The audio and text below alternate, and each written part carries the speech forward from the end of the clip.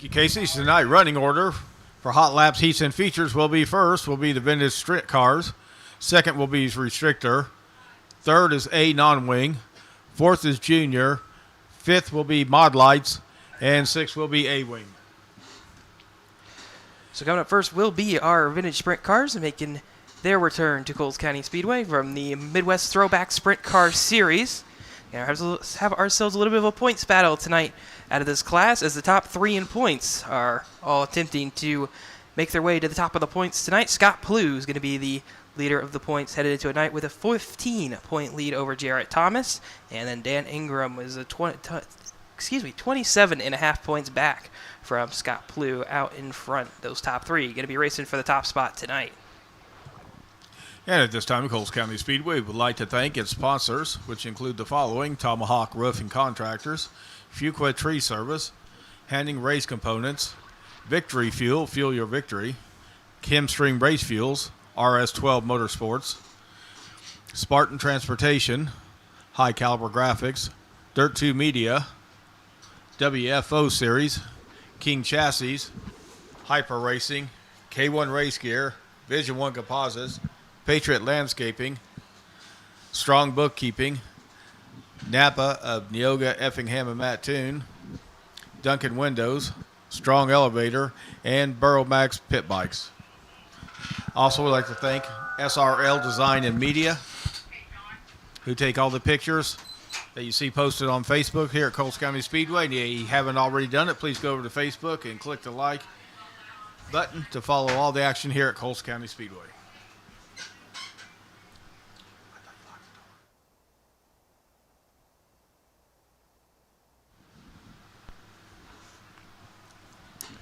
So Hot Lap's going to begin shortly with the Midwest Throwback Sprint Car Series coming out for their Hot Lap and qualifying session. And we'd like to thank Cleveland Grain Systems for paying for free admission for all the fans tonight and the rest of the weekly races this year. Thank you for their sponsorship here at Coles County Speedway.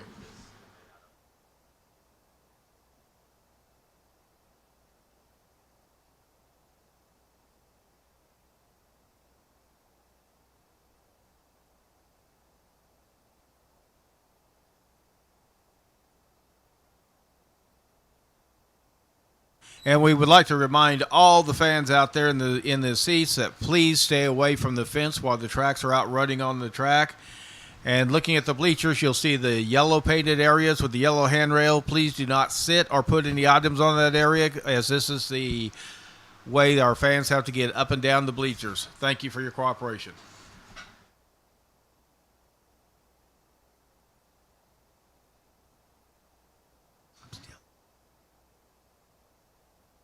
While the cars are running on the track.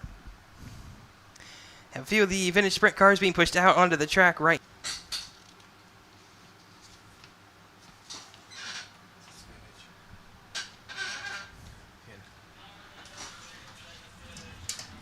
First car's rolling off is going to be the 20 of Chad Freeman from Tampa, Florida. And that number 20 machine is exiting turn number 2. Second car is rolling off. It's going to be the 11 of Scott Plew from Hudsonville, Illinois, your points leader out of the Midwest Throwback Sprint Cars. Third car is coming out. Going to be the 31 of Dan Ingram from Indianapolis, Indiana, the third place car currently in the track points here at Coles County Speedway.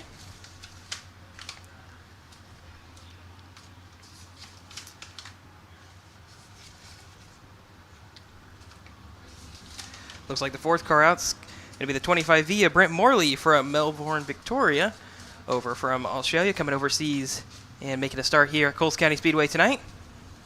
From down under. And it's a beautiful night for racing once again here at Coles County Speedway.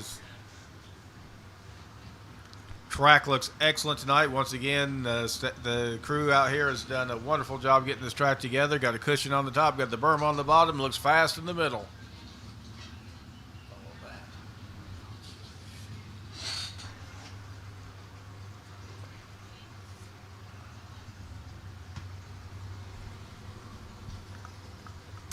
So we're giving these Midwest Throwback Sprint cars a couple laps here to get some engine heat in those cars, and then we'll be unleashing them for the first hot lap session of the day. It's also their qualifying session for these throwback sprint cars.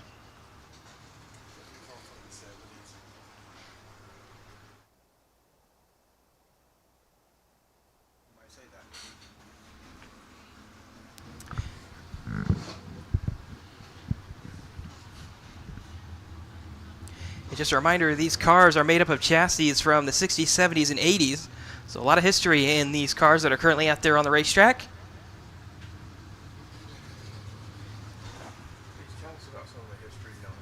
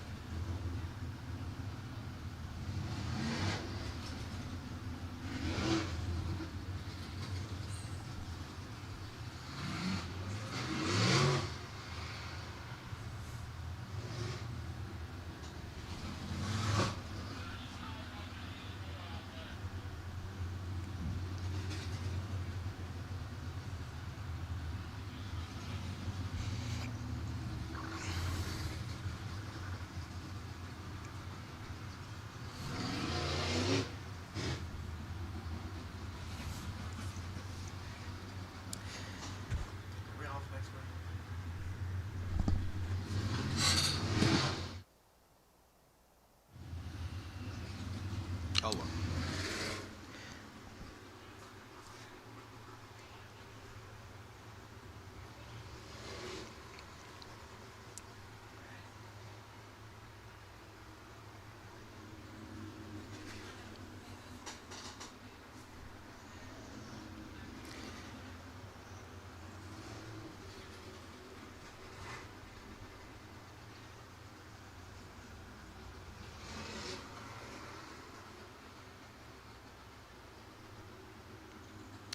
And our flagman John Shipman is going to be looking for the thumbs up signal from the drivers, signaling that they're ready to go racing in their hot lap and qualifying session. As one car coming to a stop here on the front stretch. It'll be the 20 of Chad Freeman coming to a stop on the front stretch. And we'll see if he can. It looks like track workers looking at the left side of that car.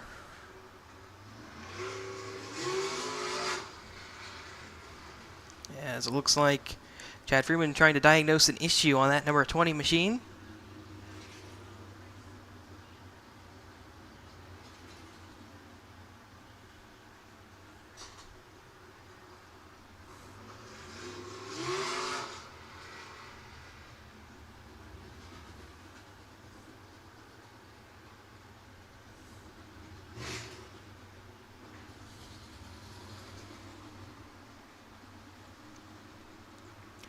Yeah, looks like whatever the issue was, Chad Freeman was able to solve it.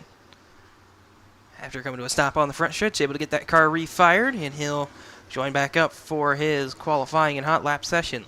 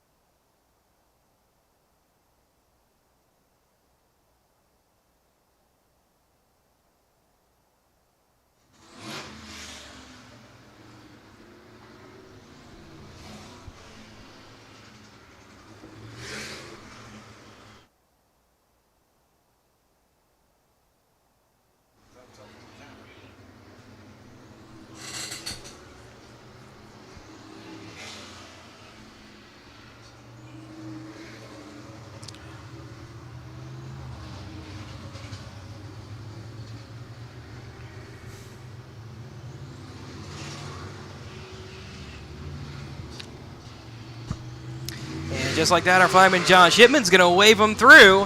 And the green flag's going to be in the air on the first hot lap session of the day. We're starting with the Midwest Throwback Sprint Cars.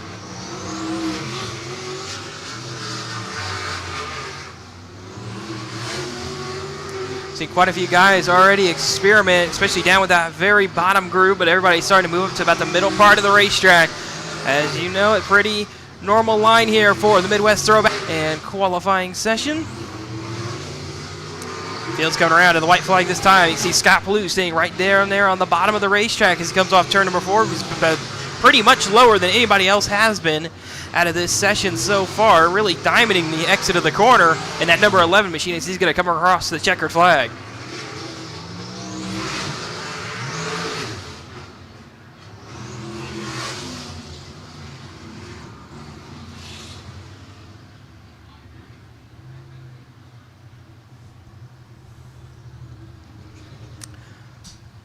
Looks like we might have just one more hot lap and qualifying session for the vintage sprint cars, as only 9 entries out of this class tonight.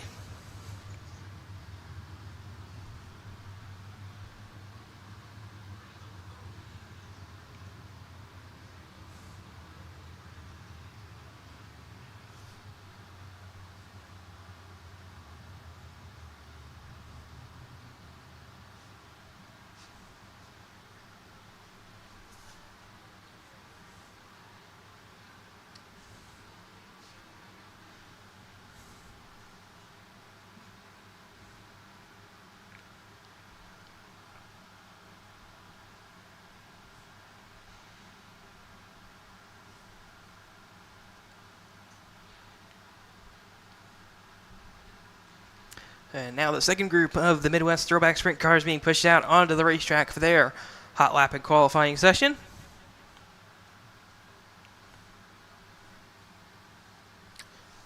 First car out is looking to be the 4 of Scott Hermanson from Rensselaer, Indiana.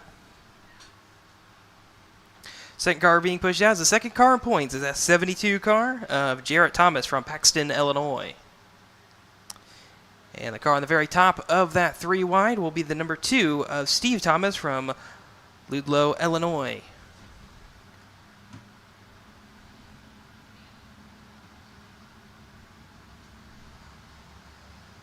Steve Thomas making his first start here at Coles County Speedway this year.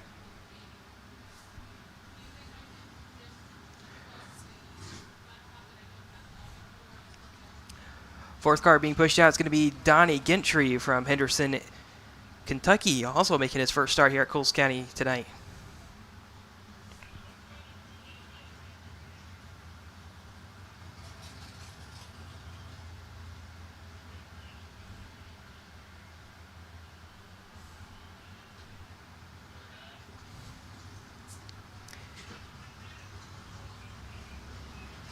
And the third car being pushed out is going to be Bobby Logan from Rantoul, Illinois in the 7, making his third start of the year here at Coles County Speedway.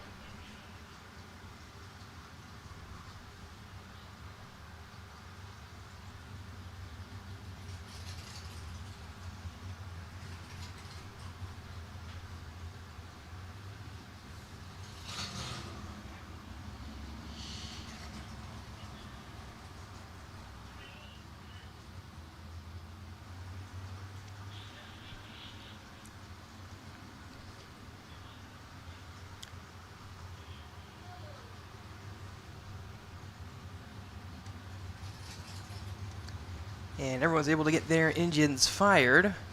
And once again, we're going to give them a few laps to build engine heat before we send the second group green on their qualifying and hot lap session.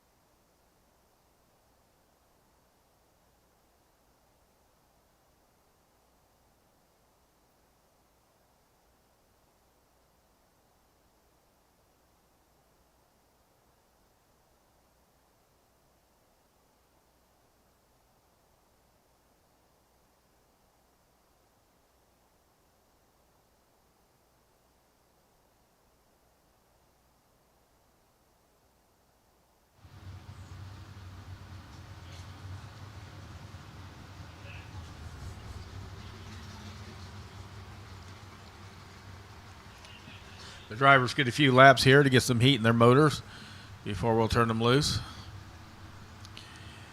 Looking out here at this old track, it just gets better and better every week. Paul and his crew has done a fantastic job out here getting this speedway up to the point where it is now, which is super fast and super smooth. So the field's coming around, giving a thumbs up or thumbs down to the flagman. It looks like most of them have given the thumbs up to the flagman. They're going to come around one more time, it looks like. As a couple of these guys looking to try to give themselves some space, have a little bit of a three-car pack as they come off turn number 4 this time.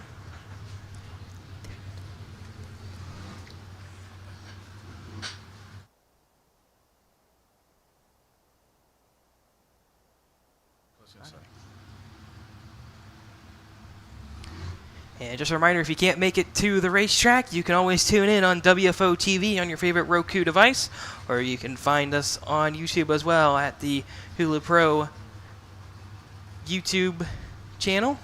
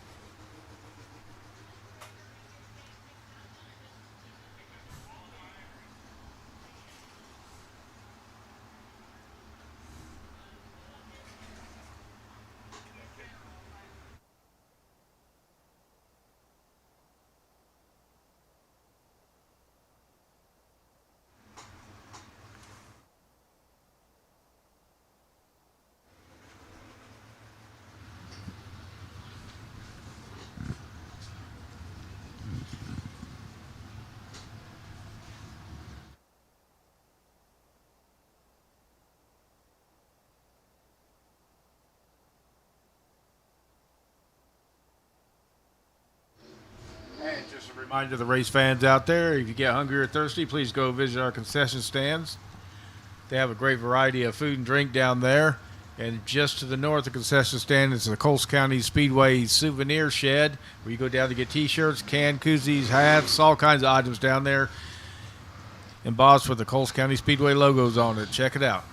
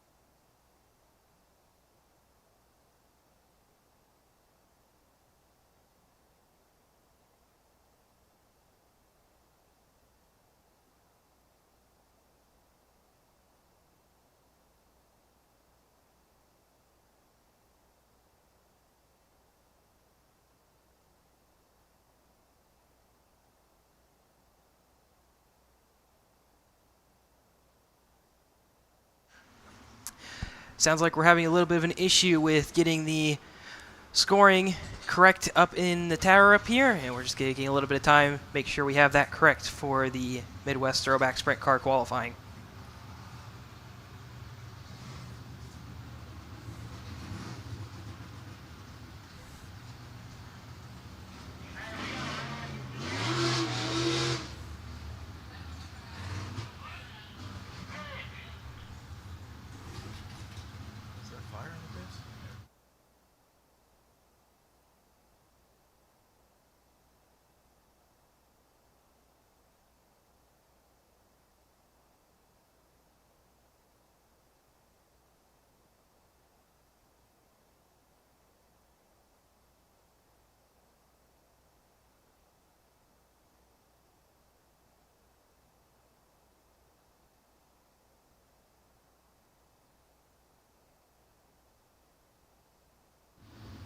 so there's a fire.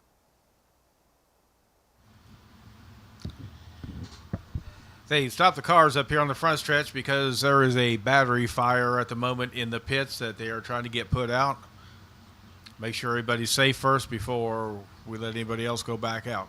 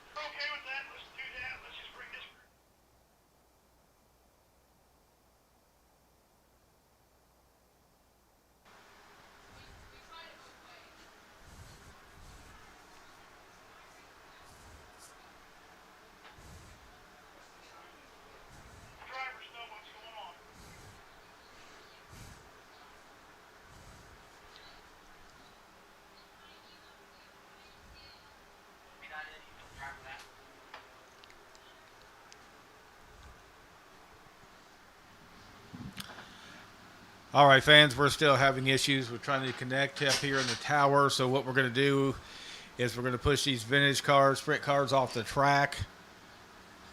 And we're going to do the hot laps on all the other classes and then bring this class back out once we get connected to finish their qualifying sessions. Thank you for your patience and understanding.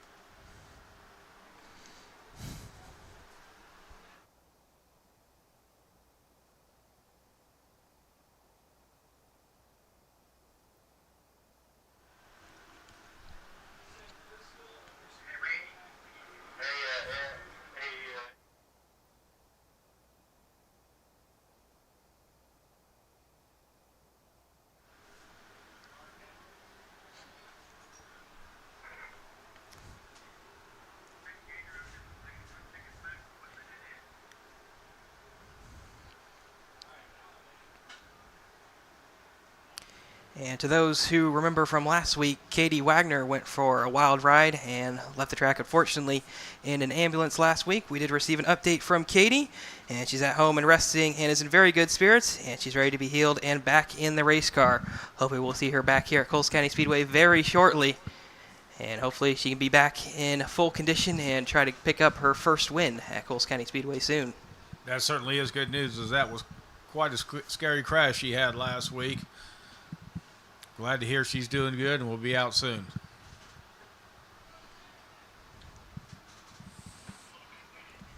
First car out is going to be the 1K, Mackenzie Dowler from Springfield, Illinois. She's second in points, 295 points back from points leader Tanner Triplett. Second car out there is going to be the 55J of Cameron Jacobs from Chatham, Illinois. Also, there's going to be the 18 of Easton Zinn from Churubusco, Indiana, making his first start at Coles County Speedway as they're coming around to the green flag on their first hot lap session. Also out there is the 14E of Emerson Kinzer from Arlington, Illinois, along with the 17 of Cole Jones from Streator, Illinois. And these drivers will make up your first Patriot Landscaping Restricted Micro Hot Laps, 10 entries out of this class, so we're going to have two groups. And this group quickly coming around to the white flag and checkered flag in the air for Mackenzie Dowler. And she's looking to try to cut into Tanner Triplett's points lead tonight.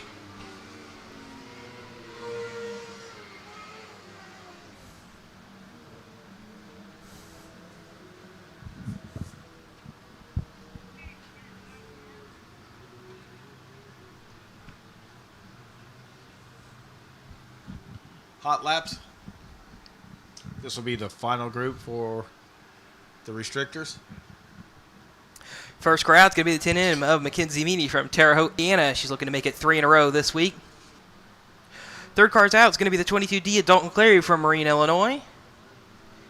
And behind him will be the 39H of Kinzer Holloway from Ashmore, Illinois. And it looks like Tanner Triplett from Lincoln, Illinois will not be taking a hot lap session tonight.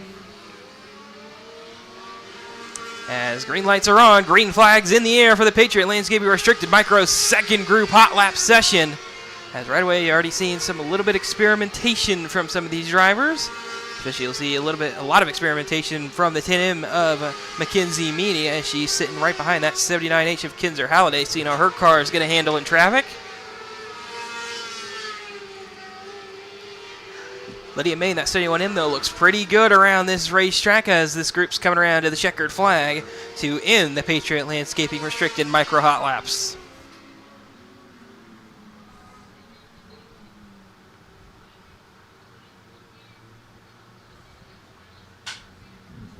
And it's fair to note that 71 car Lydia May is making only her 8th week of racing ever, and she already has 2 feature wins and heat wins here at Coles County Speedway, so her racing career is off to a flying start.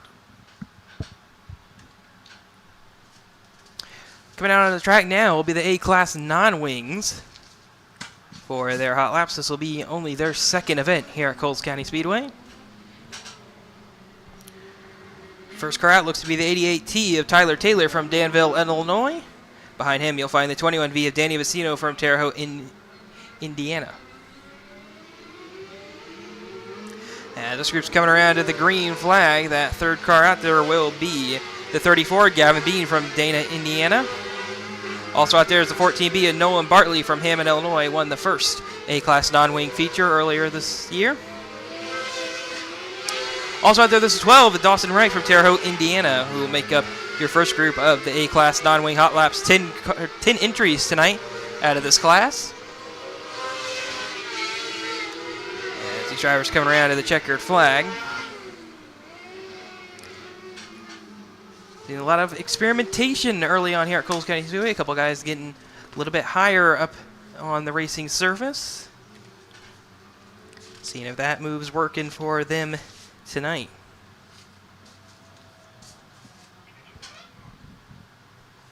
Once again, the track looks great, and it looks like there's multiple grooves out there, so these drivers should be able to move around and run wherever they need to tonight.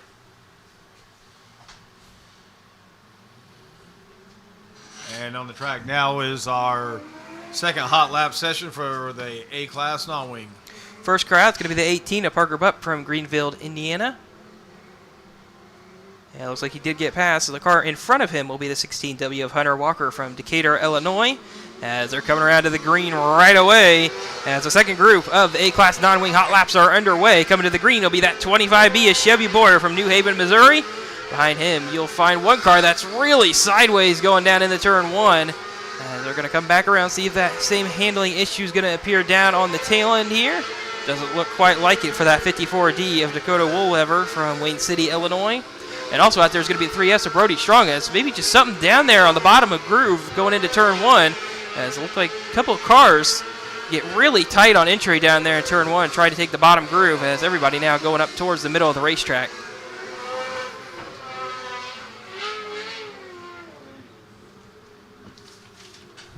And up next will be our high caliber graphic junior sprints with a total of 8 entries tonight, 2 hot lap sessions.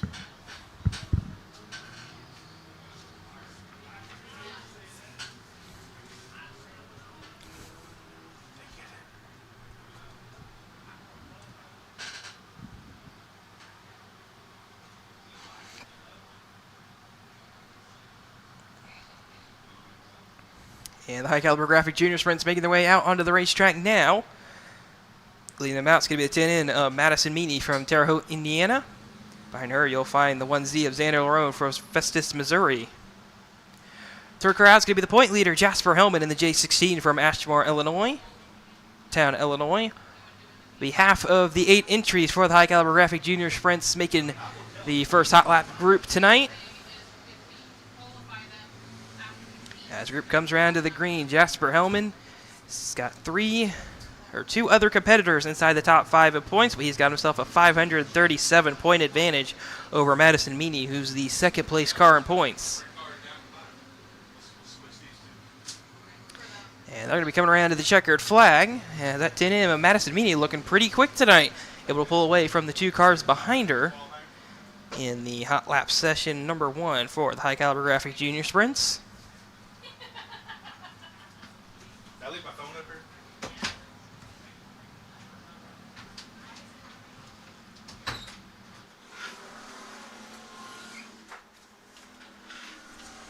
And up next on the track will be our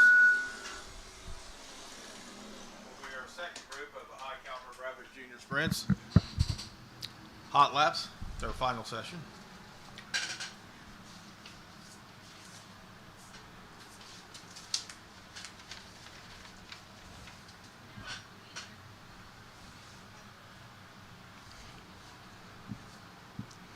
And the final group of the high caliber graphic junior sprints making their way out onto the racetrack for their hot laps. Leading them out, the D52 of Joe Bonowitz from Oakland, Illinois. Behind him will be the 18L of Leland Dees from Galveston, Indiana. Third car out there is going to be the 3T of Tanner Dill from Carterville, Illinois, as they're coming across to the green flag on the final hot lap session for the High Caliber Graphic Junior Sprints. And the fourth car out there is going to be the 2V of Mason Vincent from Springfield, Illinois. This group coming around to the white flag right away, as it looks like timing and scoring has come available to us up here in the announcer's booth. As they're coming around to the checkered flag, it looks like Mason Vincent going to be the fastest out of Group 2 in that number 2V machine.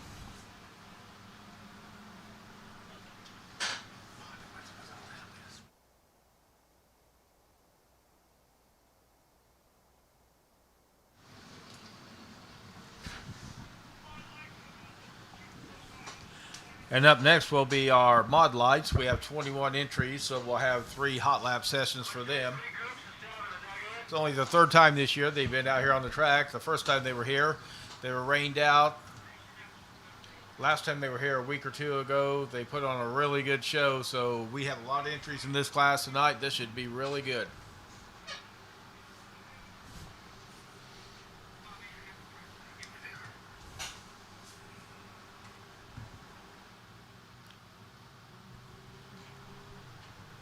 And the mod lights come rolling out onto the racetrack, being led out by the 26H of Josh Hutchinson from Freemanspur, Illinois.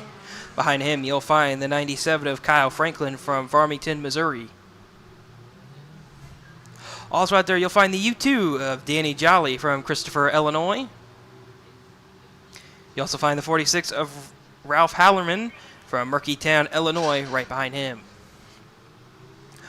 As the green flag's being shown to the field, you also find Steve Cole from Benton, Illinois, the 24 machine entering turn number 3 and coming around to the green flag. Behind him, you'll see the 5 as one car with an issue. That's the 28 trying to get up to speed over in turn 4. And that engine does not sound healthy as he makes his way down the front stretch. White flag's in the air, though, for the rest of the field. Corey Stefferson in that 5 car from Marion, Illinois. Driver of that 28 car is going to be Matt Suzuki from Harrisburg, Illinois. That engine does not sound healthy at all as he comes back down the front stretch.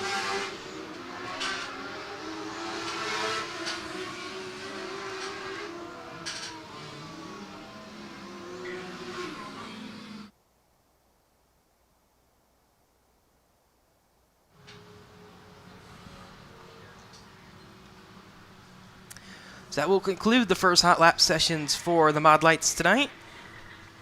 2 more groups of 7 to go.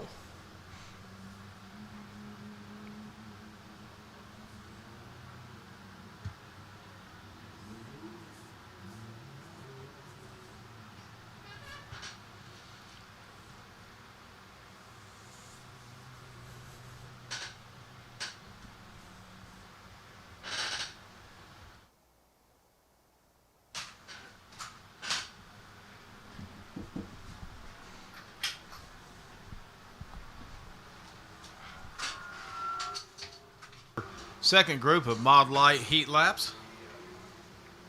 Hot laps, sorry. Leading them out, it's going to be the K of John Ray from Colchester, Illinois. Behind him is the 30T of Caleb Pedergo from Christopher, Illinois. Also out there is the 8 of Dylan Nager from Festus, Missouri. Making his return, finished 4th in the first mod light feature here at Coles County, as green flag being shown to the field. 81 car entering turn 2 right now. That 81 car of Kevin Cole from Benton, Illinois. Also out there, the 07 Matt Filkins from West Frankfort, Illinois. A couple of older style chassis coming off turn number 4, the 39S Brian Nance and the 96. It looks like, and it's come back around, excuse me, that's the 99M of Michael Schoenhofer from Pulaski, Illinois. As they come around to the checkered flag. It'll be Dylan Nager with quick time so far over Matt Filkins and Kevin Cole.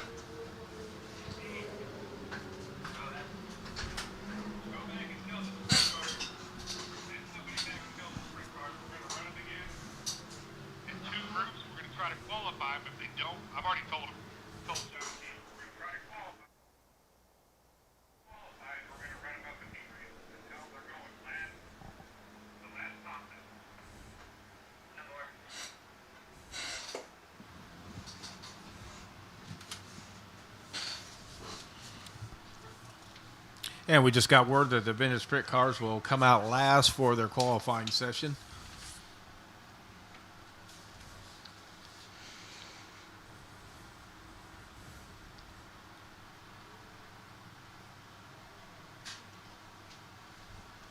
And the third group of Mod Lights making their way out onto the racing surface. They're being led out by the 171 of Brandon Freeberg from Metamora, Illinois. Behind him is the 819 of Chris Gregg from Charleston, Illinois. Also out there, the 42 of Mike Barnhouse from Verdon, Illinois. Along with the 27 of Rocky Mayer from McCoyne, Illinois. Got another different chassis type out there with the 23M of David McKee Jr. from Grand Chain, Illinois. Also the 17 of Jimmy Arthur from Mitchell, Indiana out on the racetrack. And the last car that made it out onto the racetrack was the 75 of Jay Parks from Marion, Illinois.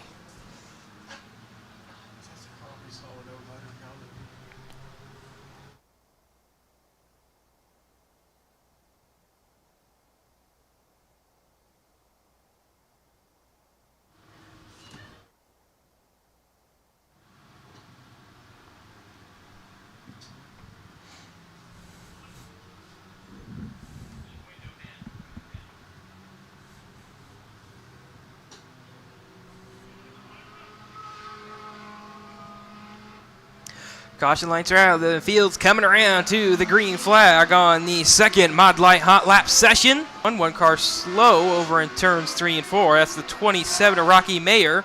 Tried to get that car up to speed as that car does not look good out there on the racetrack right now. The car looks very unhappy.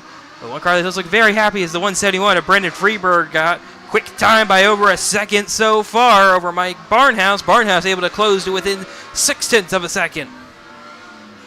Brandon Freeberg unable to improve on his lap as he comes across to the checkered flag. And he's got himself a 6-tenth advantage over Mike Barnhouse in their hot lap session. Jay Parks was the third fastest car out of this group.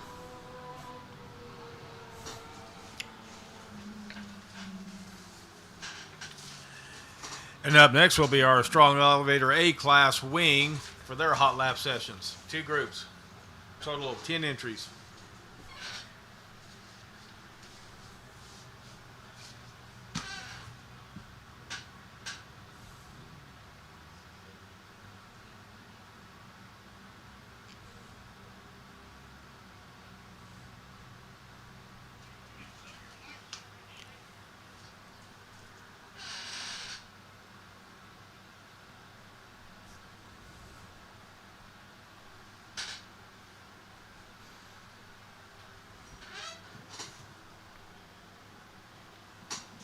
And they're rolling out onto the racetrack now.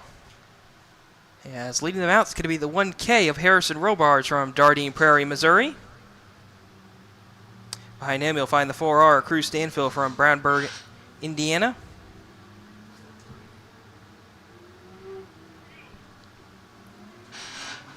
Third car out is going to be the 103T of Caden Tolliver from Watertown, Wisconsin. Also out there, the 07C of Audrey Cowden from Terre Haute, Indiana, as field comes to green. Also out there, you'll find the 2 OG, it looks like. That's 2 OG of Olivia Grimes from Grant, Alabama. Will make up the first group As of... John Shipman waves the white flag on the first group of Strong Elevator A-Class wing hot laps. And now the checker flag has fallen. Caden Tolliver, quick time so far. Going to get knocked off by Cruz Stanfield as they come across to the checkered flag. See if anybody else can improve. And it doesn't quite look like it. Cruz Stanfield going to take quick time out of Group 1 for the Strong Elevator A-Class wings. Caden Tolliver second, Olivia Grimes in third.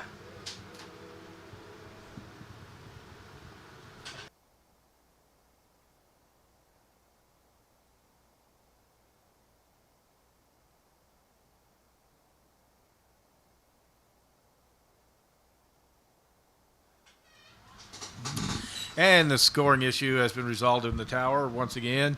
So the vintage sprint cars will be coming out after this group to qualify.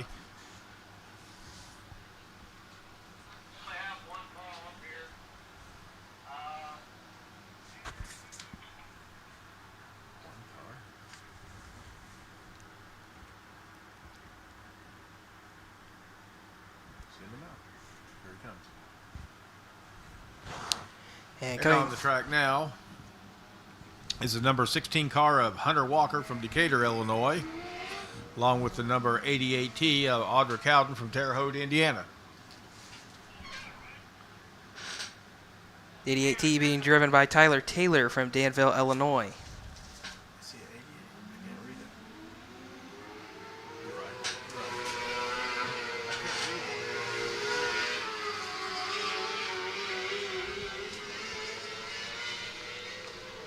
And green flag in the air, quickly coming around to the white flag for the second and final group of the Strong Limiter A-Class Wing Hot Laps.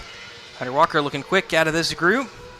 See if he can improve on lap number 2. Doesn't quite. Tyler Taylor can improve. He can't quite either. Hunter Walker takes quick time out of group 2 with a 10.466 over Tyler Taylor.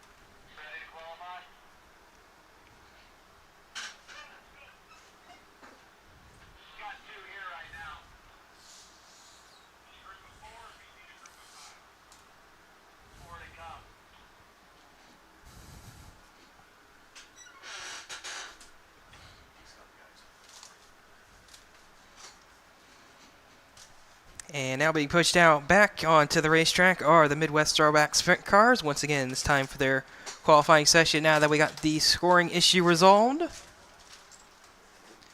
Scott Plew in the 11 from Hudsonville, Illinois, going to be the first car out. Behind him will be the 25V of Brent Morley from Melbourne, Australia.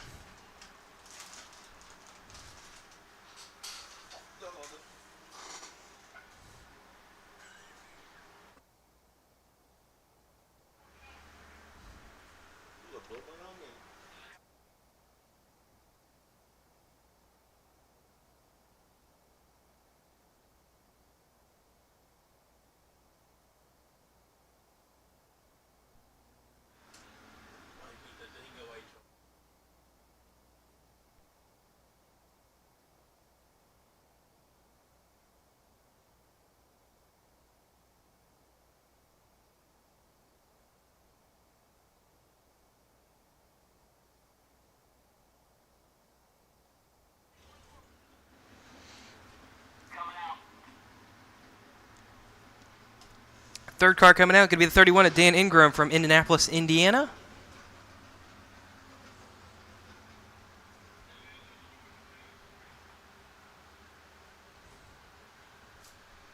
And it looks like the fourth car being pushed out is going to be the 72 of Jarrett Thomas from Paxton, Illinois.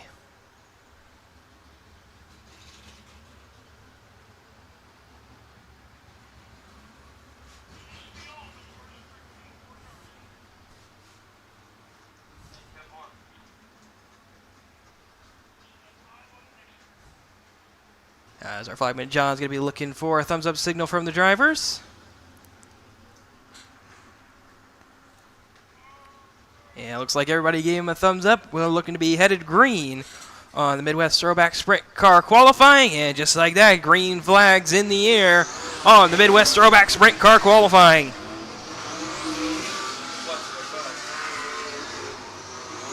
And these drivers right away down all over the racetrack, and a couple guys at the bottom. Couple guys in the middle. Scott Blue looking like that car likes to get really sideways. It's once again diamonding the corners of that number 11 machine.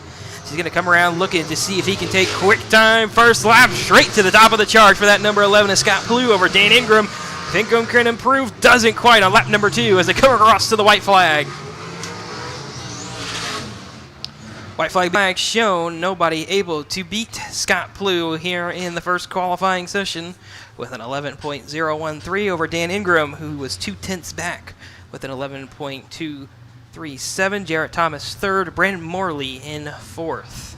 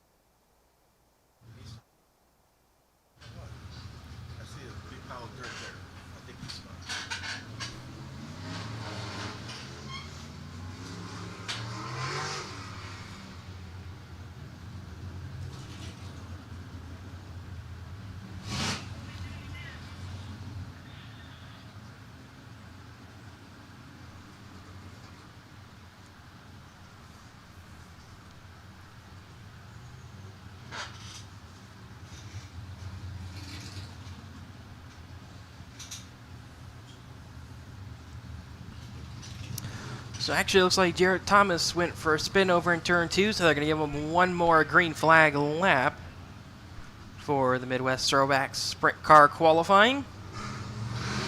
See if anybody can improve on their one green flag lap.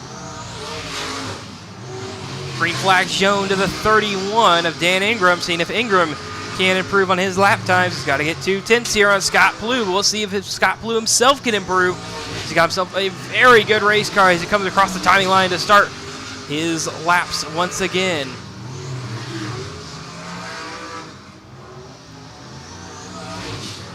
Across the line to take the white flag. Scott Blue unimproves. White flag shown to Dan Ingram. Doesn't improve there, but Jarrett Thomas Morley goes to third at the checkered flag. So Scott Blue holds on with his qualifying time to quick time for now over Dan Ingram, who held on to second. Then Brent Morley, Jarrett Thomas got themselves a little bit of a battle for the third spot with Brent Morley coming out on top.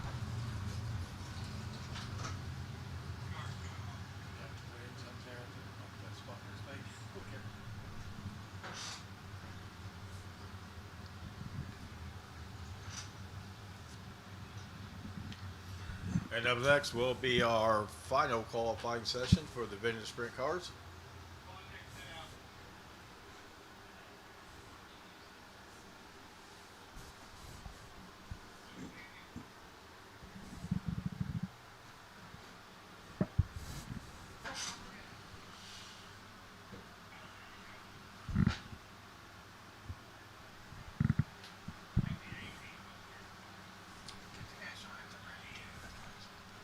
First car being pushed out is going to be the 20 of Chad Freeman from Tampa, Florida.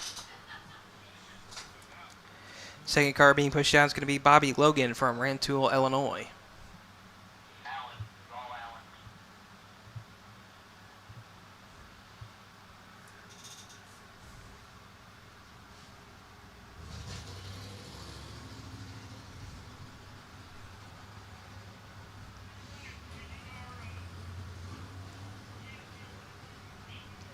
Third car that's pushed out will be the 4 of Scott Hermanson from Rensselaer, Indiana.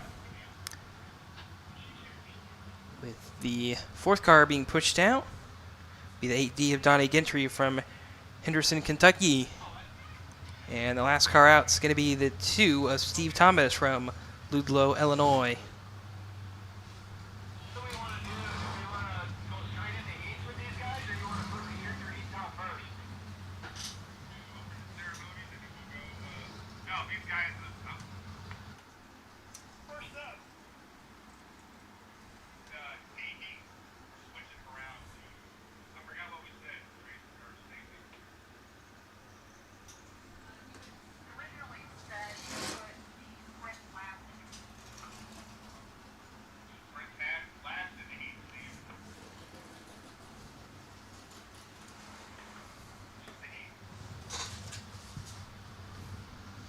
Once again, going to allow these Midwest Throwback Sprint cars a couple laps to build engine heat for the second qualifying session.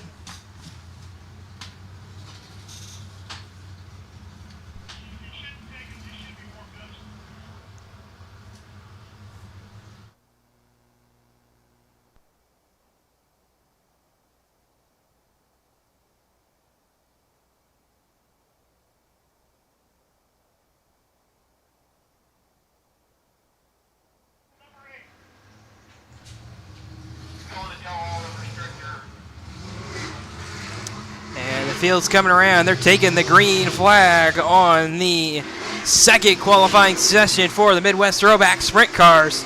You see if anybody can knock off the 11 of Scott Plue from Quick Time. As field's coming around, taking their green flags, taking their first timed laps. Nobody really close just yet as one car come to a stop over in turn 2, and the caution is going to come out. Looks like that car started to spin, and he locked up the brakes to stop it, and at that point the car stalled on him to get the push truck out here, get him going, get here quickly.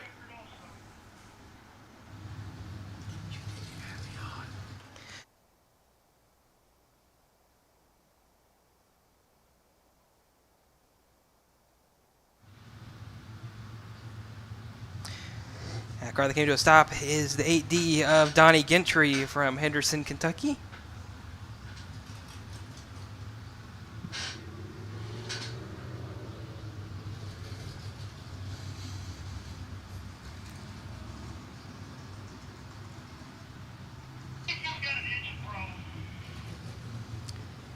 And it looks like an engine issue for that 8D car of Donnie Gentry pulls down to the infield.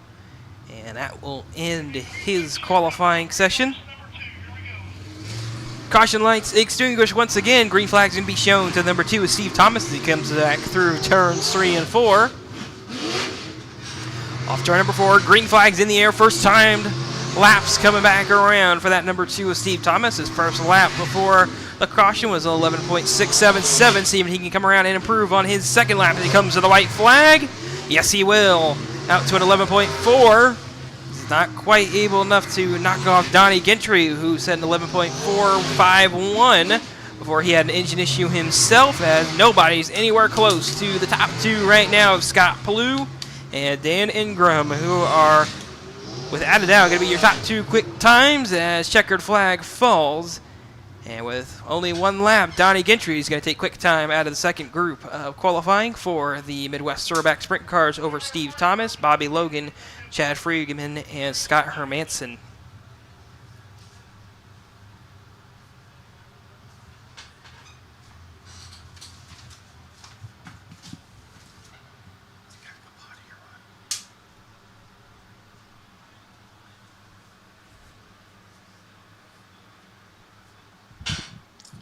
And with that, that will conclude our hot laps qualifying sessions for the night. Coming up next, we will begin our heat races, starting with the restrictors. Just a few minutes.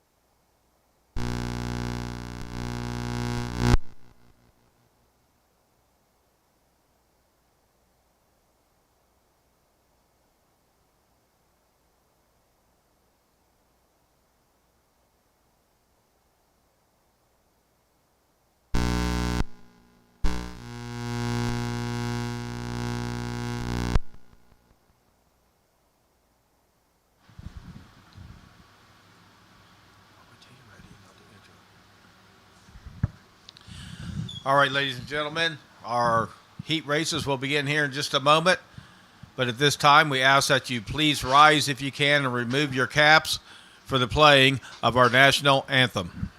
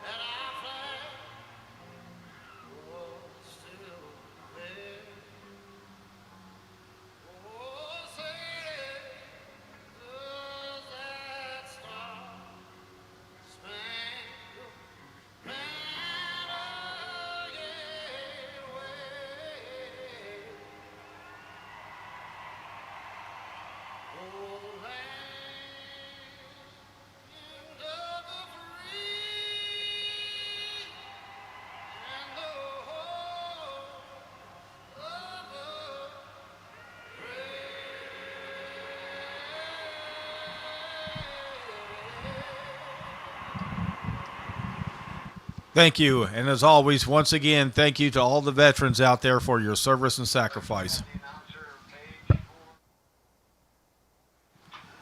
Restrictors to staging. Attention in the pits. Attention in the pits. Restrictors to staging.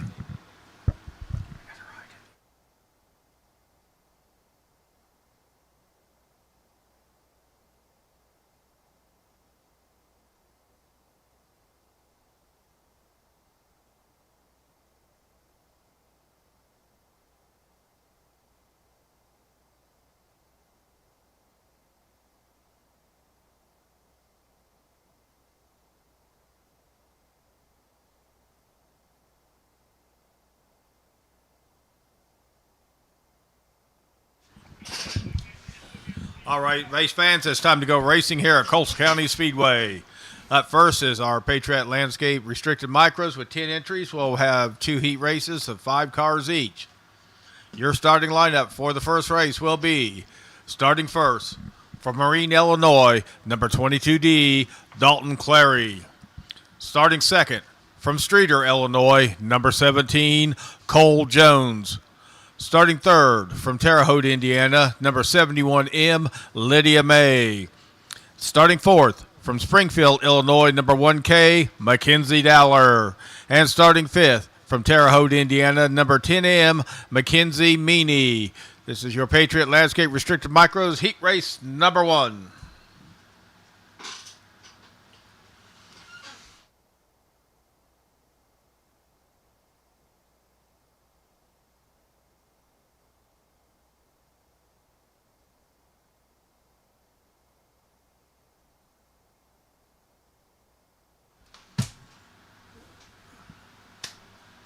I don't see any signage with them.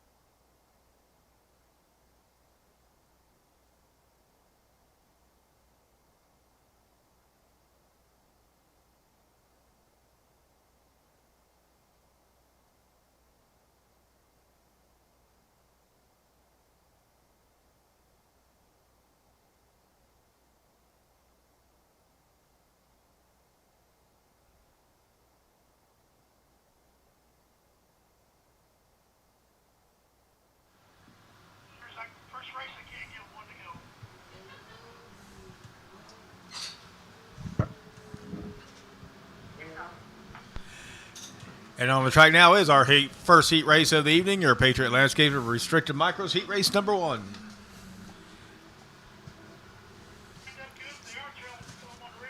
Flagman John Shipman has given the 1 to go signal. Now pass it over to you, Casey Bentz. Thank you, Kevin. Once again, Dalton Clary, Cole Jones make up the front row of the first Patriot Landscaping Restricted Micro Heat Race as they come to green. An issue for Dalton Clary. It looks like as he goes down to turn 1, that engine did not look like it was at full song, and that comes at the cost for Lydia May, who drops all the way back to 5th, and now she's got to fight her way back forward in that 71 machine if she wants a chance at the heat race win. With that issue from Dalton Clary, that allows the 17 of Cole Jones out in front, but he's being chased down right away by Dalton Clary, able to close in within half a second at the completion of lap number 2. Mackenzie Dowler running in the 3rd spot in that 1K machine, has the 71M of Lydia May behind her. Lydia May's car not looking as good as it typically does here at Coles County Speedway, as now Cole Jones starting to hit his marks and starting to equal the lap times of the 22D of Dalton Clary behind him. Gap remains right at about half a second for Cole Jones's race lead here on the first Patriot Landscape Restricted Micro Heat Race. As top 3 come back around, times running out for Dalton Clary. He's going to fall back to about 6/10 back off the rear bumper of the 17. 2 to go this time by for the Patriot Landscaping Restricted Micros, with Cole Jones still extending his race lead over Dalton Clary as he comes around to the white flag this time. He's got about a second advantage over Dalton Clary, and then it'll be Mackenzie Dowler, Lydia May, Mackenzie Meany as they come across to the checkered flag. Cole Jones take the first Patriot Landscaping Restricted Micro Heat race. Dalton Clary finishes in second, Mackenzie Dowler third, Lydia May fourth, Mackenzie Meany will finish in fifth.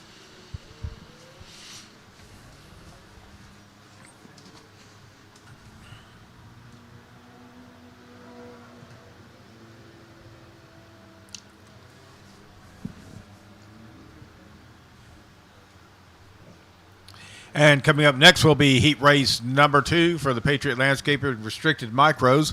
Your starting lineup is starting first from Churubusco, Indiana, number 18, Easton Zent.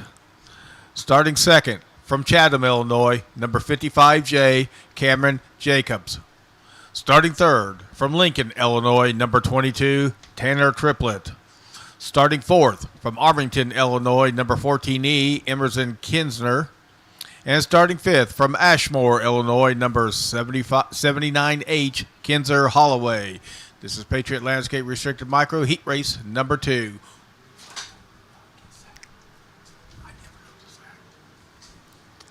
And once again, this group coming out right away to the 1 to go signal. And caution lights will extinguish as they make their way through turns 1 and 2.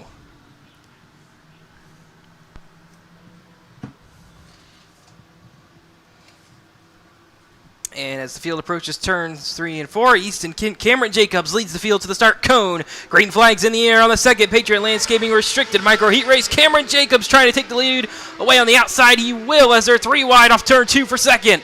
Tanner Triplett on the bottom takes away the second spot as there's contact further back in the field. Emerson Kinzer gets a little bit of the left rear hit from the car behind her to be the 79H of Kinzer Holloway. Stout out of front, Cameron Jacobs under a ton of pressure from Tanner Triplett, who has a significantly faster race car behind him. Turned a lap time 2/10 faster than the race leader. Tanner Triplett definitely the car to beat so far tonight here in the Patriot Landscaping Restricted Micros Heat Race number 2. We'll see if he can carry this speed on to the features later tonight, as now being stuck right behind the 55J. Cameron Jacobs still out in front over Tanner Triplett as they're coming in just across the halfway point in the second Patriot Landscaping Restricted Micro Heat Race. Tanner Triplett now able to close back in, gets up on the berm as he gets right to the back bumper of the 55J. And he's got to get the berm again down there in turns 3 and 4, really trying to get that car to turn a little bit better. As time running out for the 55J Cameron Jacobs to try to hold on to his race lead. Tanner Triplett in second as they come down to 2 to go. Flag this time will be that 55J Cameron Jacobs. Tanner Triplett, who's about 5/10 back from the race leader, Cameron Jacobs. Doesn't look like he's got enough. Cameron Jacobs takes heat race number 2 for the Patriot Landscaping Restricted Micros. Tanner Triplett finishes in second. Easton Zent third. Kinzer Holloway fourth. Emerson Kinzer will finish in fifth. And that will conclude the heat races for the Patriot Landscape Restricted Micros. Up next is our A-Class non-wing with 10 entries.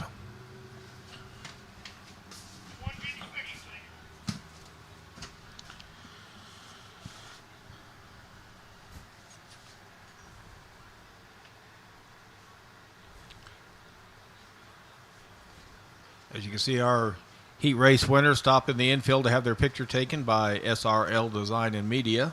Once again, those are the folks that post all the pictures that you see of the racing action here at Coles County Speedway on the Facebook. If you haven't already, please go over and like and follow Coles County Speedway to stay up on the latest action and schedules.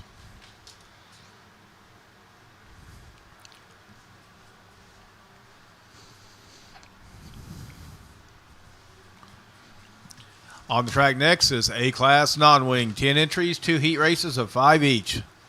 Your starting lineup for the first race is Starting first from Hammond, Illinois, number 14B, Nolan Bartley. Starting second from Terre Haute, Indiana, number 12, Dawson Wright. Starting third from Marine, Illinois, number 3S, Dustin Clary. Starting fourth from Terre Haute, Indiana, number 21B, Danny Vicino. And starting fifth from Wayne City, Illinois, number 54D, Dakota Woolever. So caution lights extinguished as the field's coming around to the green flag. Nolan Bartley and Dawson Wright will lead the field to green. And it looks like this restart will be waved off as one car goes up into the outside wall. That'd be Dakota Woolever.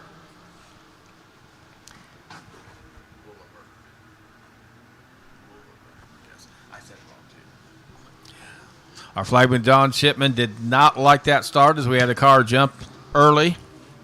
So they'll come back around and do it again.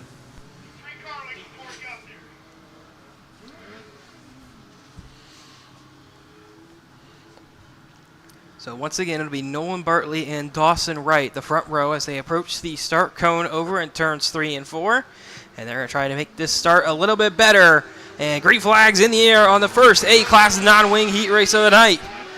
That 3S of Dustin Clary tried to make that move stick on the bottom. One car has to back out as they were trying to make it 3 wide in a space that's about 2 cars wide as they come off of turn number 2. Dawson Wright got the worst of it, goes backwards towards the 4th spot, and looks like he's falling back even further. Out in front, though, is that 14B, and Nolan Bartley's going to lead lap number 1 over second place. The 3S, Dustin Clary, and the running third place car going to be the 21V of Danny Vicino.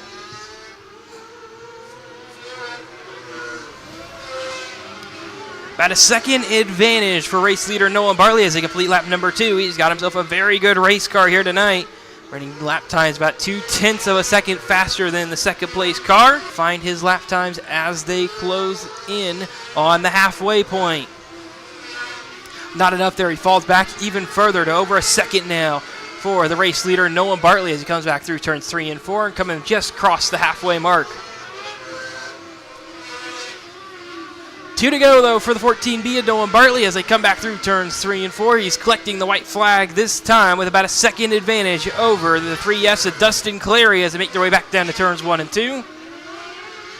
Out in front, it's been out in front all race. It's that 14B and Nolan Bartley coming across to the checkered flag on the first A-Class non-wing heat race. The second place finisher going to go to the 3S of Dustin Clary. Third place going to fall to the 21V of Danny Vicino.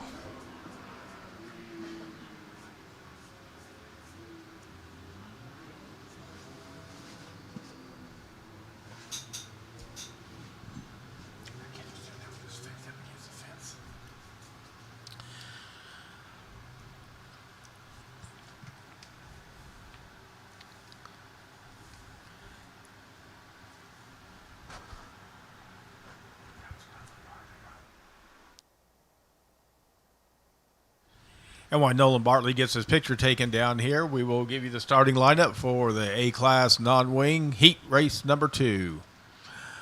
Starting first from New Haven, Missouri, number 25B, Chevy Boyer.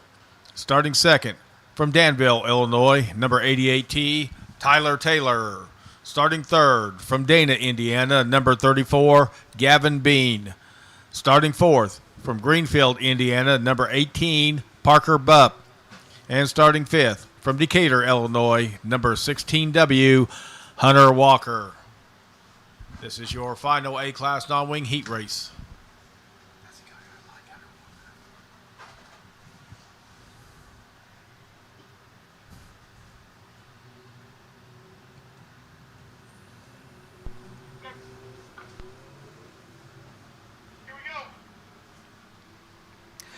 So caution lights extinguished right away for the second. Taylor going to be looking for the start cone over in turns 3 and 4.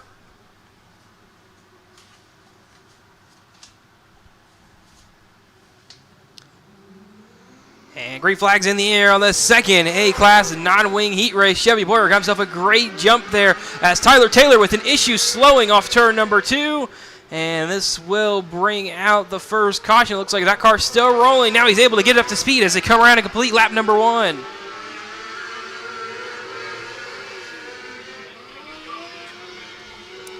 And the battle for third ongoing between the 18 of Parker Bupp and the 16W of Hunter Walker as they go back down there to turns 1 and 2. Hunter Walker able to take that spot away going down to turn 1. Now, though, Hunter Walker under pressure as he can't get away from the 18 of Parker Bupp behind him. Parker Bupp's car looks a little bit better in the middle of the corners, but Hunter Walker able to get a big run off and pull away from that number 18 behind him. Out in front, though, Chevy Boyer's got himself about a 1.5 second lead over Gavin Bean, who's in second, and then just another half second back to Hunter Walker and the 18 of Parker Bupp. Tyler Taylor running in fifth after an issue off the start. Yeah, it looks like without a caution, that's about where he's going to finish, as he's about a distant 4.5 seconds back from Parker Bupp in fourth. White flags in the air, though, this time for Chevy Boyer in the 25Bs. He makes his way back down to turns 1 and 2. He has himself a 2-second advantage over Gavin Bean. And now Gavin Bean with an issue as he comes off turn number 2 as he slides a little bit, but checkered flags in the air for Chevy Boyer, who's going to take the second A-Class non-wing heat race. Gavin Bean just able to hold on to the second spot, with Hunter Walker finishing in third, Parker Bupp fourth. Tyler Taylor will finish in fifth.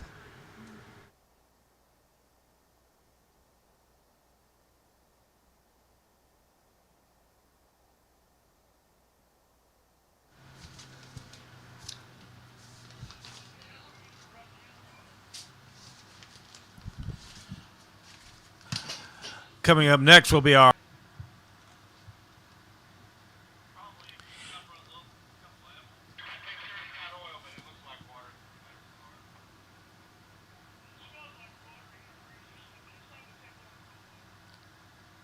And here's your starting lineup for the first heat race for the High Caliber Graphics Junior Sprints. Starting first from Harristown, Illinois, number 88A, A.J. Williams.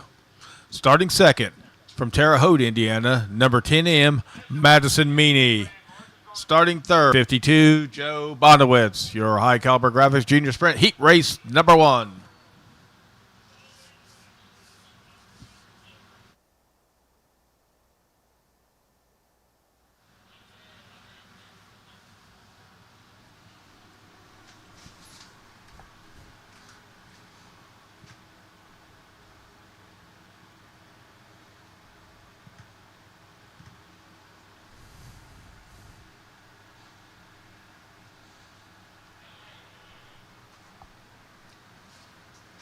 And rolling on the track now is our High Caliber Graphic Junior Sprint heat race number 1.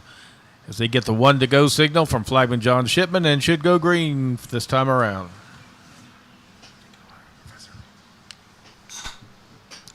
So caution lights extinguished for the first heat race of the High Caliber Graphic Junior Sprint as they make their way up towards the start cone over in turns 3 and 4. It'll be A.J. Williams and Madison Meany looking for the green flag. And green flags in the air on the first High Caliber Graphic Junior Sprint heat race. Mason Vincent took a look to the inside to try to take away the lead right away. Doesn't quite have it, but takes the second spot away from Madison Meany as they come through to complete lap number 1.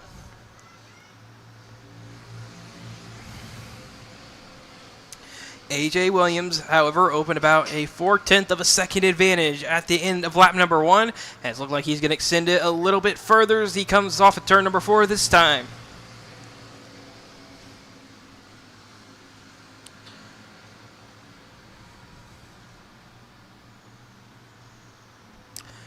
They come around to complete lap number 3. A.J. Williams has got himself about a 7/10 advantage over second place Mason Vincent. Mason Vincent himself has a 3/10 of a second advantage over the third place Madison Meany. And about a 1.5 seconds back, you'll find Joe Bonowitz in the D52. And now lap time stabilizing for the entire field. Everybody setting equal lap times that last time by.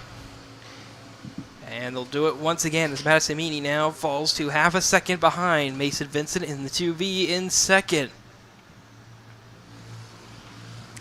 2 to go, though, for race leader A.J. Williams as he got himself an 0.8 of a second advantage. White flags in the air this time for A.J. Williams. He has himself an 0.8 of a second advantage over Mason Vincent as they work their way through turn 2. And back into turns 3 and 4 for the final time here on the first High Caliber Graphic Junior Sprint heat races. A.J. Williams.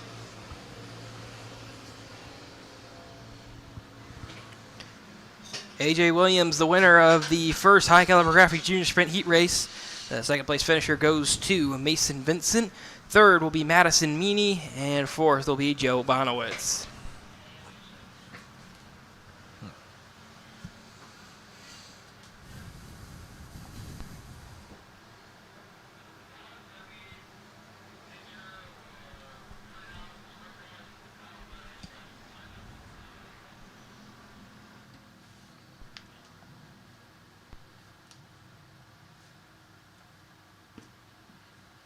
And up next will be our second and final heat race for the High Caliber Graphics Junior Sprints.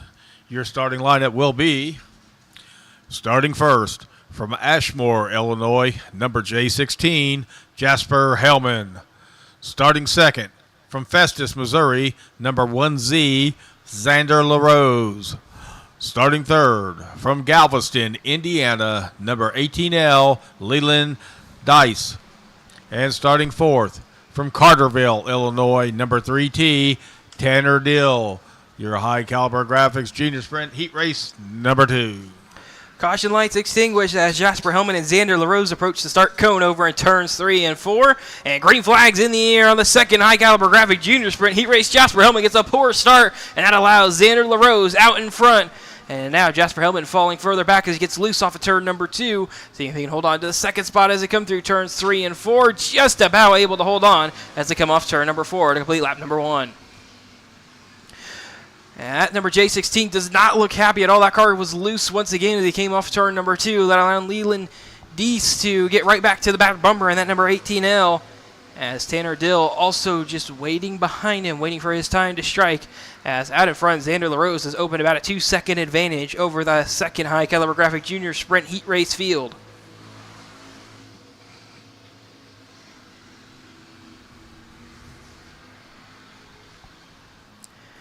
Jasper Hellman still holding on to that second spot for now, but time's running out for him on the defense as Leland Deese really looking to the inside, especially on corner exit. And this time he will get a wheel alongside as come down to turns 3, and he backs out of it going down into turn 3. He's going to try it again as he comes off turn number 4. Not quite enough of momentum that time to make the move stick. Out of front, Xander LaRose now has himself a 4-second advantage over the second High Caliber Graphic Junior Sprint Heat Race field. Jasper Hellman still holding on to that second spot for now as Leland Deese behind him. White flags in the air for Xander LaRose, this time by. He makes his way back through turns 1 and 2, off turn 4. Still that J16 of Jasper Hellman in second over Leland Deese. Deese going to have a big run this time as they come through turns 1 and 2. Contact made, and it's checkered flags in the air for Xander LaRose, who takes the second High Caliber Graphic Junior Sprint Heat Race. Jasper Hellman holds on for second over Leland Deese, who finishes in third. And Tanner Dill in the 3T will finish in fourth.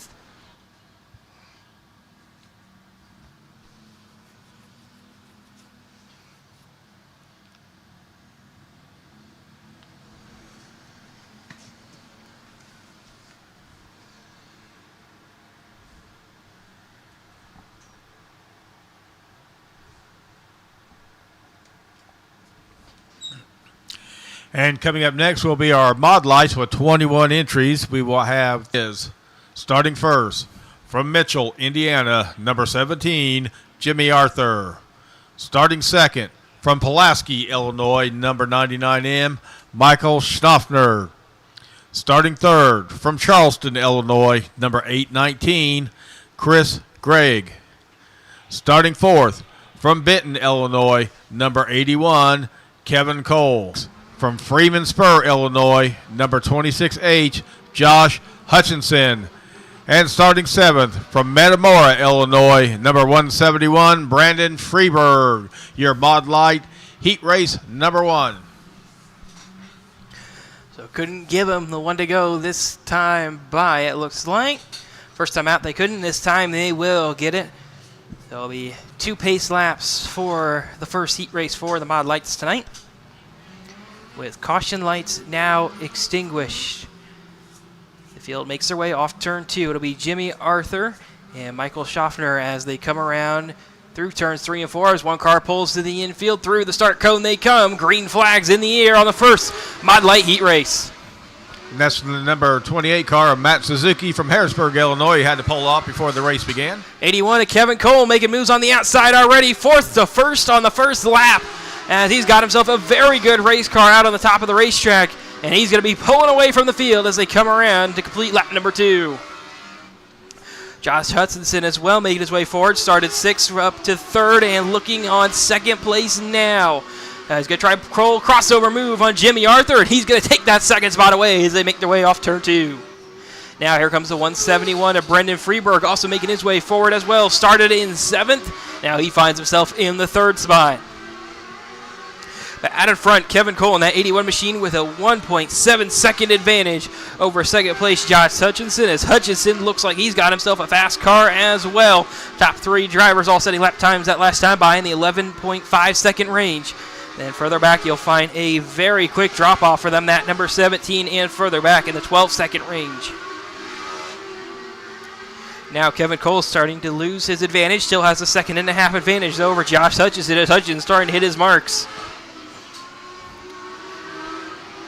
This time, though, Kevin Cole in that number 81 machine is going to be coming around to the white flag, and he'll come around, collect that white flag on the first Mod Light heat race. And as he makes his way down the back stretch and into turns 3 and 4, it'll be Kevin Cole in the 81 machine taking the checkered flag on the first heat race for the Mod Lights. Josh Hutchinson in the 26H will finish in 2nd. Brendan Freeberg finishes in 3rd in the 171. The 4th place finisher goes to the 17 of Jimmy Arthur. 5th goes to the 99M of Michael Schaffner. 6th will go to the 819 of Chris Gregg. And the only non-finisher being Matt Suzuki in the 28.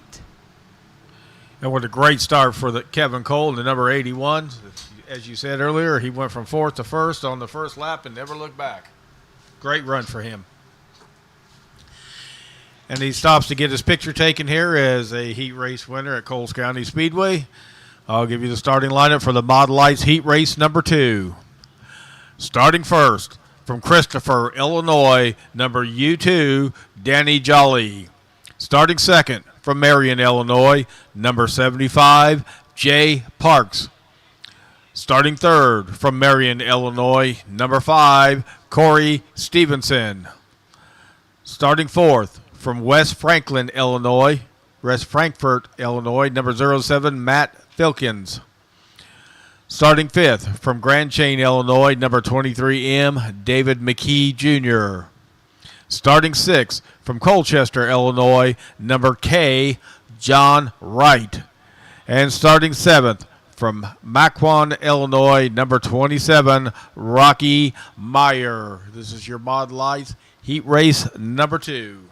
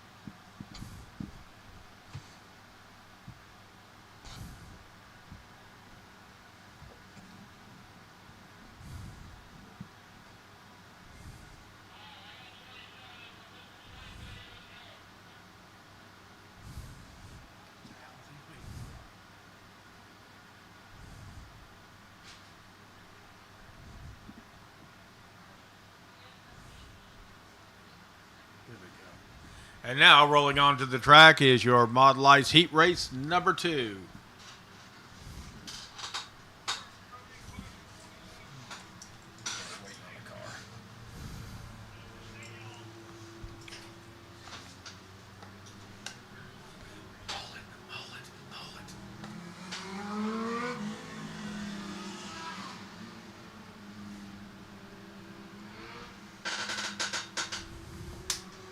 Looks like Rocky Mayer going to need a little bit of help getting fired as he makes his way out onto the racetrack.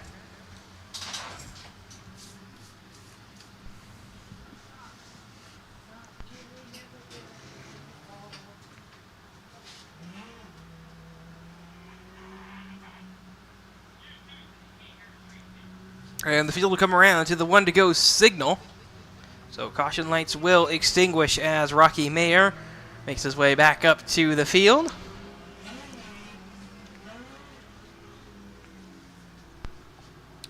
And it looks like David McKee Jr. will not make the start of the second Mod Light heat race.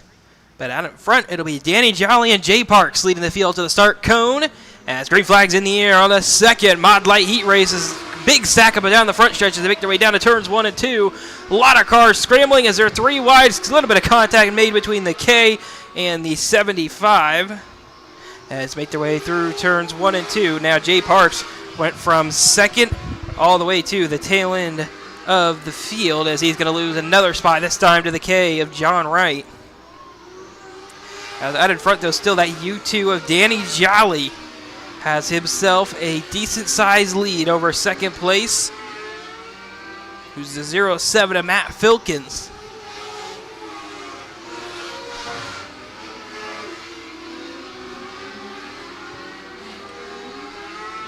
Filkins has about 0.8 of a second advantage over third place Corey Stephenson as they make their way back down to turns 1 and 2.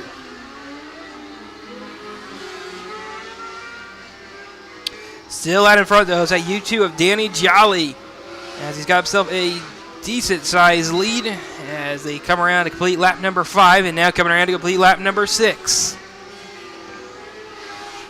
2 to go this time by for Danny Jolly as he makes his way off of turn number 2 and back into turns 3 and 4. At number U2 is going to come around, collect the white flag this time.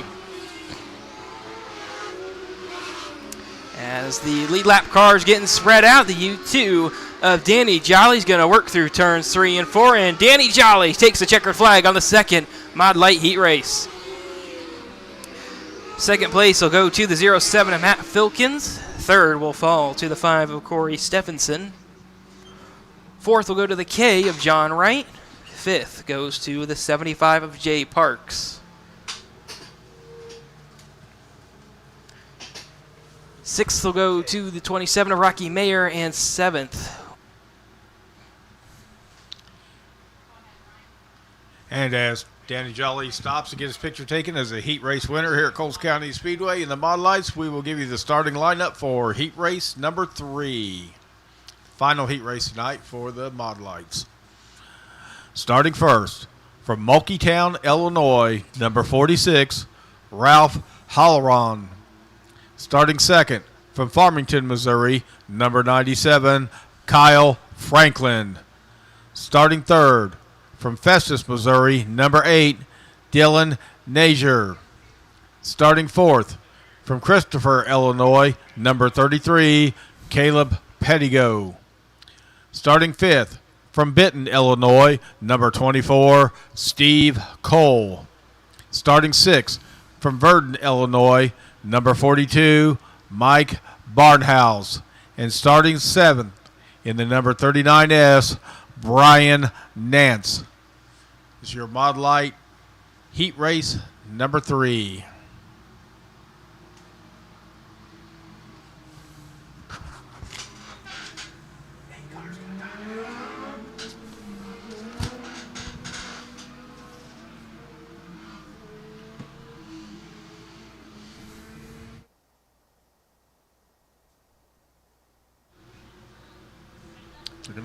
So the field's coming to the start cone. Green flags in the air on the third Mod Light heat race as the field gets single file before they get down to turns 1 and 2. And now they'll start to spread out as everybody tries to find their groove. As they'll be 3 wide going back down to turns 3 and 4.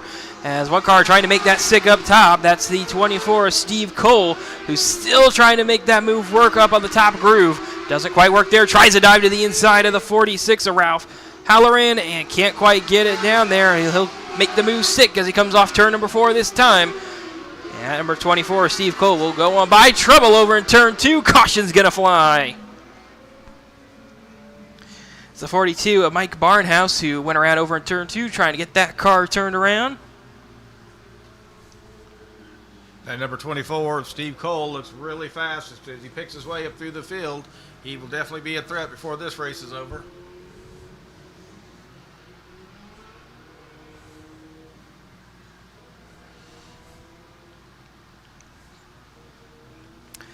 So with one lap officially complete, we will go to a single file restart for the third heat race of the Mod Lights.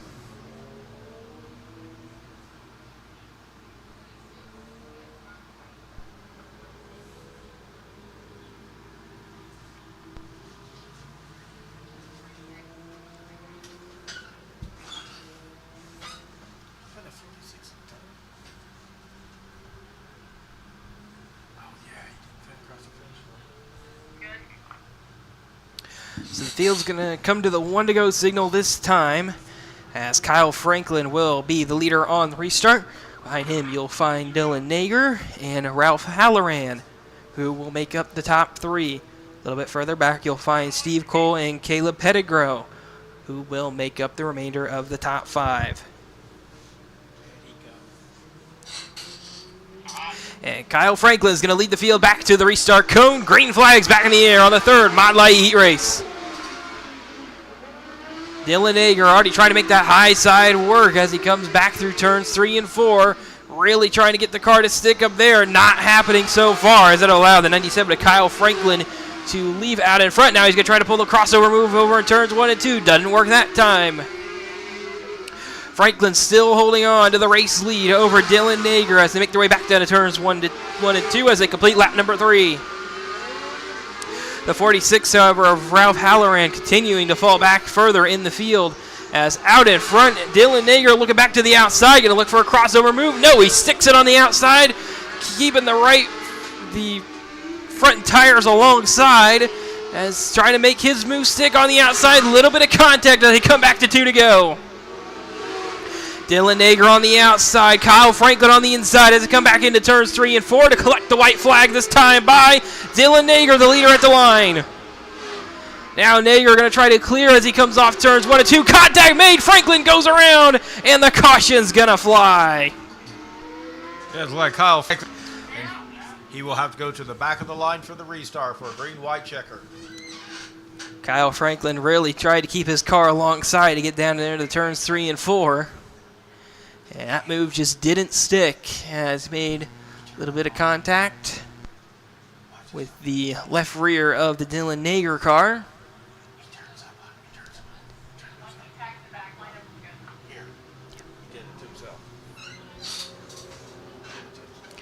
And it looks like Kyle Franklin going to need a little bit of help getting refired.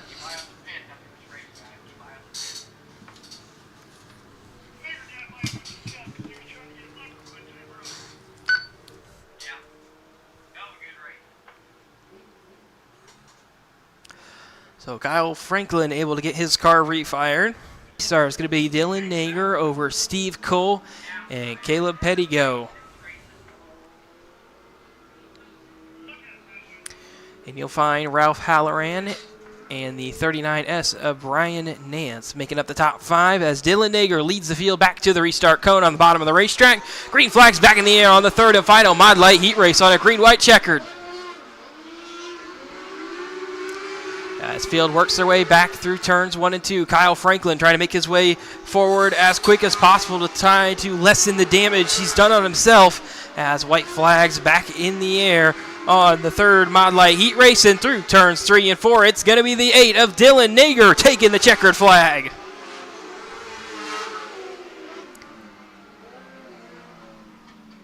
Dylan Nager takes the third Mod Light heat race win over Steve Cole and Caleb Pettigrew, who finishes in third. Then it'll be Ralph Halloran, Kyle Franklin, Brian Nance, and Mike Barnhouse will round out the field.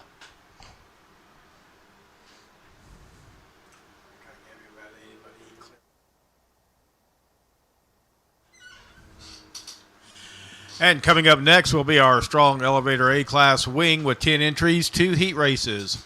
Your starting lineup for heat race number 1. Starting first from Terre Haute, Indiana, number 21V. Starting third from Dardenne Prairie, Missouri, number 1K, Harrison Robards.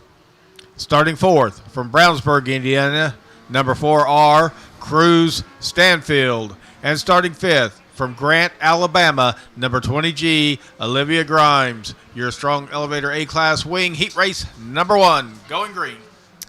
Caution lights extinguished as Danny Vicino and J.J. Williams approach the start cone over in turn 4.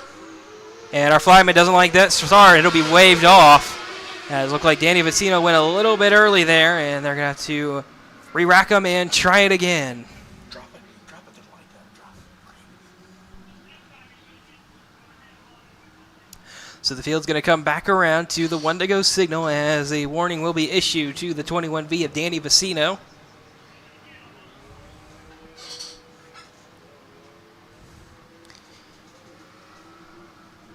And the field making their way back off turn number 2 with caution lights extinguished. Once again, Danny Vicino, J.J. Williams going to be bringing the field to the start cone over in turn 4. And green flags in the air on the first strong elevator A-Class wing heat race. Danny Vicino has himself a good restart, able to hold on to the lead as they come back through turns 1 and 2. Harrison Robards trying to make that car really stick on the outside in that 1K. Can't quite make it stick. Falls all the way back to 5th.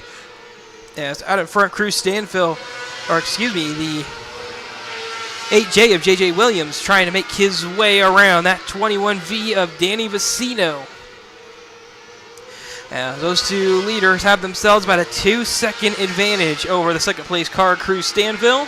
Or excuse me, the third place car, Cruz Stanville. Still Danny Vicino out in front as they come to the halfway mark on the first strong elevator A-Class wing heat race, as J.J. Williams really trying to make anything stick over in second in that 8J.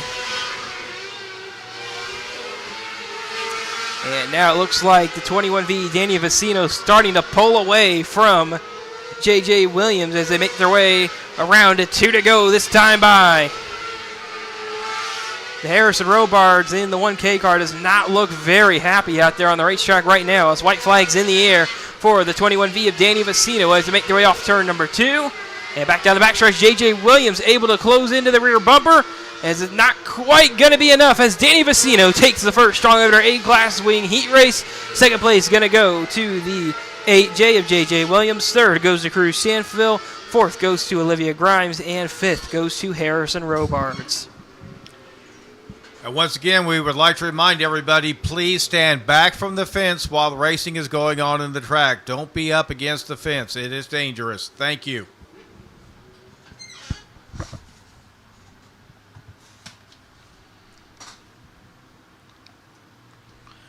And coming up next will be our final strong elevator A-Class wing heat race.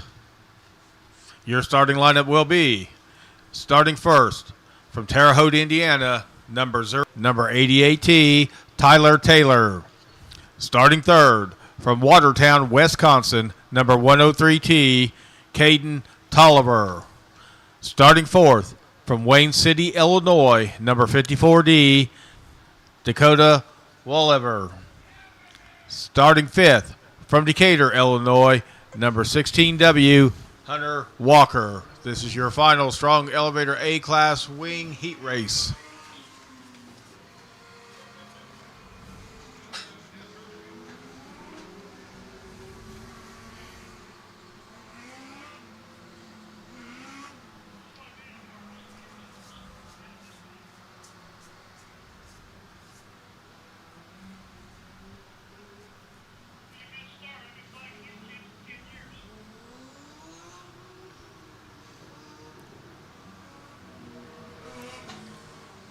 And the caution lights will extinguish here on the second and final strong elevator A-Class wing heat race, as Audrey Cowden and Tyler Taylor going to be looking for the green flag as they approach the start cone over in turn 4.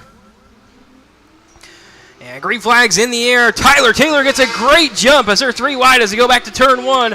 Audrey Cowden trying to hold on to the second spot as they're going to split her 3 wide down the middle. Not sure how that worked for everybody involved, but everybody able to keep it clean as they come around to complete lap number 1. An issue for the 54D. The top wing is loose on the Dakota Wolliver car, and that's going to be a big disadvantage for that 54D car now trying to make anything happen, as that wing not helping his situation at all. That car looks very unhappy now with the wing placed up at an angle like that. And the wing has come off the car and hanging off the very back. Looks like it's hanging on, and there it will come off, and this will be, I believe, one of the few debris cautions we've ever thrown here at Coles County Speedway.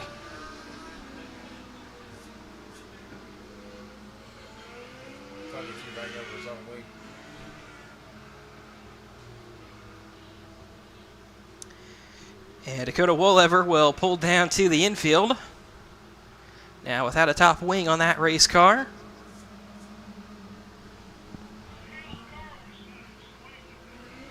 And it looks like Dakota's going to elect to pull back to the pit area.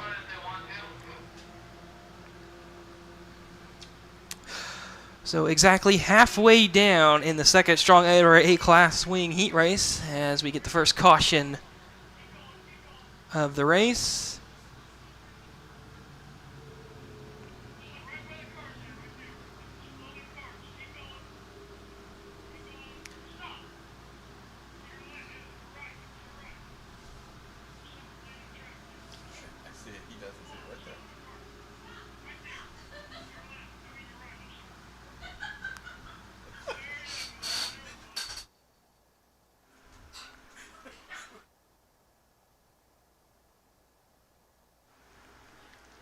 So track workers picking up debris from the 54D of Dakota Wolever's car as the caution lights will extinguish once again. It'll be Tyler Taylor, Hunter Walker, Caden Tolliver, and Audra Cowden. Turn 4, waits on the gas, green flags back in the air on the strong orbiter A-class wing heat race. He got himself a good jump. Now if Tyler Taylor can hold on for just 4 more laps around here to try to keep that number 16W Hunter Walker behind him. Hunter Walker, who started 5th, looking for a heat race win tonight. Trying to make that high side work, and that 16W just did not happen that time by. Gets right to the rear bumper of the 88T of Tyler Taylor as they come back to 2 to go. Times are running out for Hunter Walker. He's going to have maybe one more shot as they come back around to the white flag. Tyler Taylor going to take a defensive line down into turns 1 and 2. Hunter Walker going to have a high side run down the backstretch and back into turns 3 and 4. He's going to try out the high side again. Checkered flags in the air. Tyler Taylor gets it. Tyler Taylor is going to take the second strong orbiter A-class wing heat race win over Hunter Walker, who finished in 2nd. Caden Tolliver will finish in 3rd. Audrey Cowden 4th, and Dakota Wolever will be the only non-finisher after the top wing fell off of the 54D car.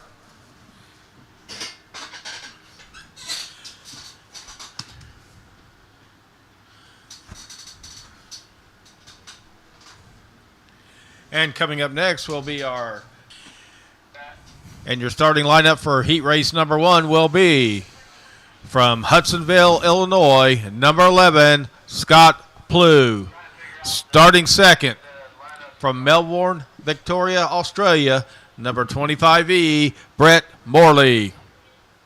Starting third from Indianapolis, Indiana, number 31, Dan Ingram. And starting fourth from Paxton, Illinois, number 72, Jarrett Thomas. Your non-wing vintage sprints heat race number 1. Remember, these cars have to be push started, so this just takes a few moments longer.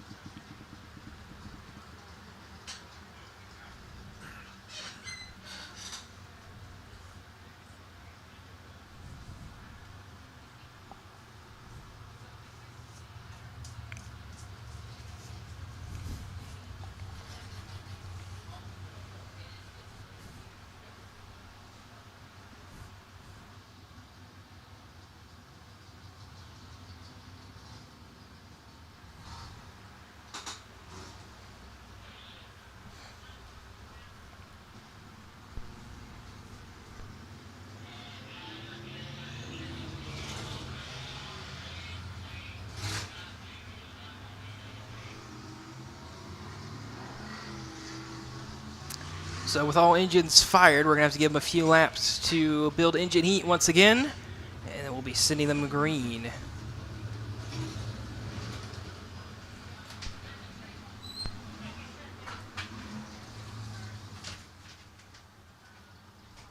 So this is...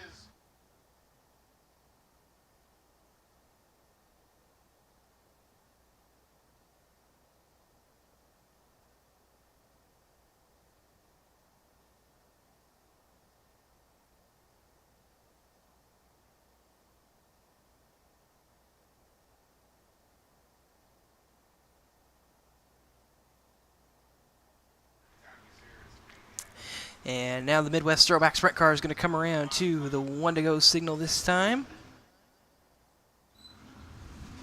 As once again it'll be Scott Plew and Brent Morley making up the front row as they approach the start cone over in turns 3 and 4.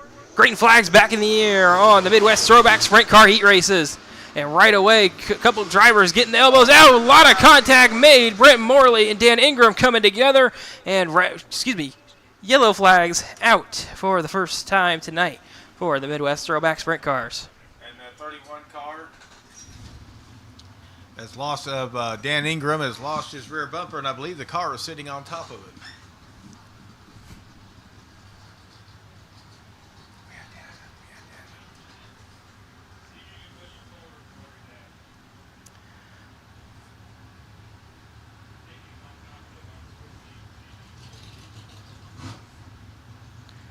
It's like track workers were able to collect the rear bumper off the 31 of Dan Ingram's car before they got it rolling.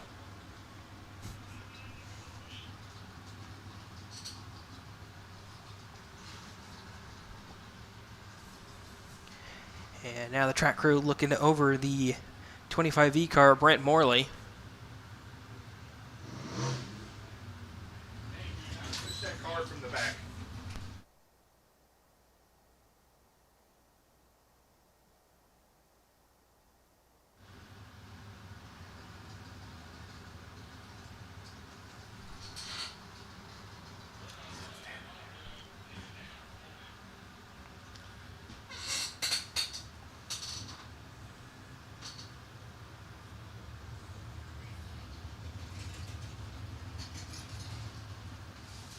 And that was just a product of hard racing. The number 25 car, Brent Morley, and the number 31 car, Dan Ingram. They were battling for position. They touched tires, and that's, once again, just a product of hard racing. They just ran out of room.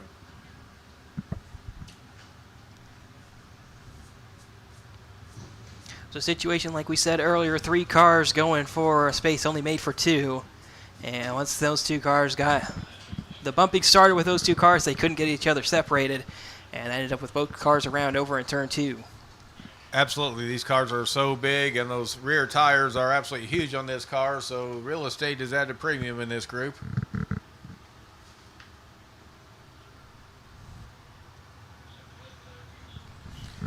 Looks like they got the 31 car, Dan Ingram, up on the wrecker. We'll get him towed off the track.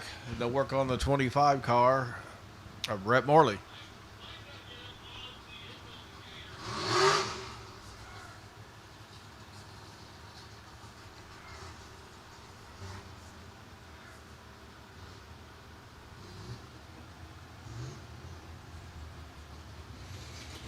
It's really hard to tell from here, but it doesn't look like a whole lot of damage on that 31 car outside the rear bumper missing.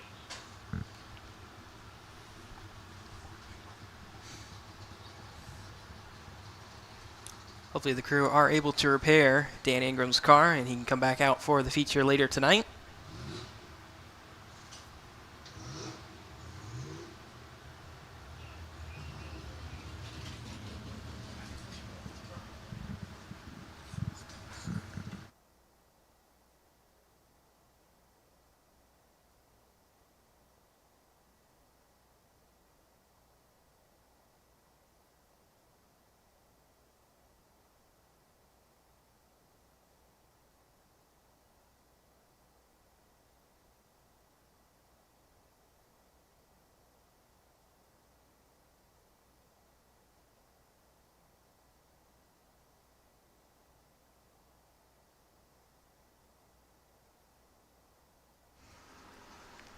So Dan Ingram's car going to be headed back towards the pit area.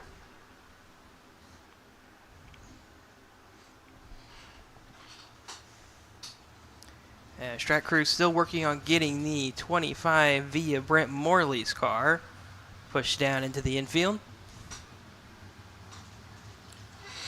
Hopefully they'll get both these cars repaired in time to come back for the feature later on tonight.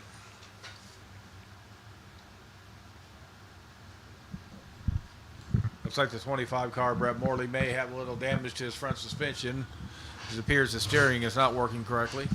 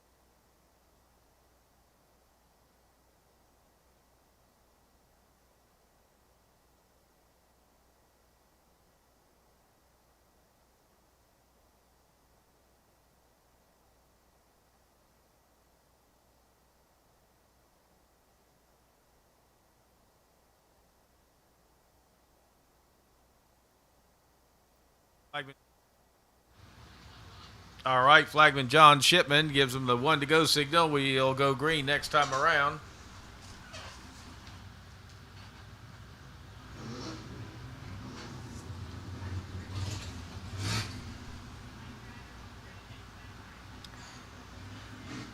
So with the 1 to go signal given, it looks like Scott Plew and Jarrett Thomas have elected for a single file restart ahead of their 8-lap heat race here for the Midwest Throwback Sprint Cars. As they come through the start cone, green flags in the air on heat race number 1 once again for the Midwest Throwback Sprint Cars.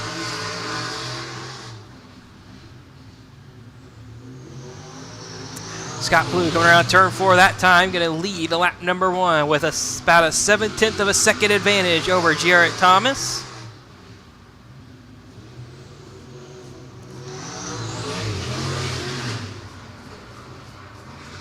Two drivers running lap times within a 1/10 of a second of each other.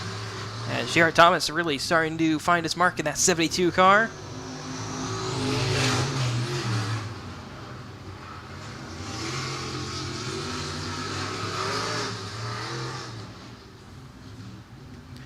Scott Plew is going to come through off of turn 4 that time, and he will not quite extend his lead out to a full second over Jarrett Thomas just yet, as they're going to come around and complete lap number 5.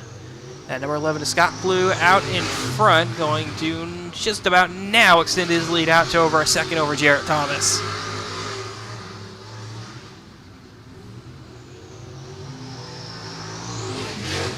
Three more times around for that number 11 of Scott Plew. Excuse me, only 2 more times around for Scott Plew as they come back through turns 3 and 4. White flags in the air for the number of 11 of Scott Plew. Jarrett Thomas also collecting the white flag about a 1.5 seconds back. And down the backstretch and into turns 3 and 4 for the final time. It'll be the 11 of Scott Plew taking the first Midwest Throwback Sprint Car Heat Race win over Jarrett Thomas. And Brent Morley, Dan Ingram will be the non-finishers.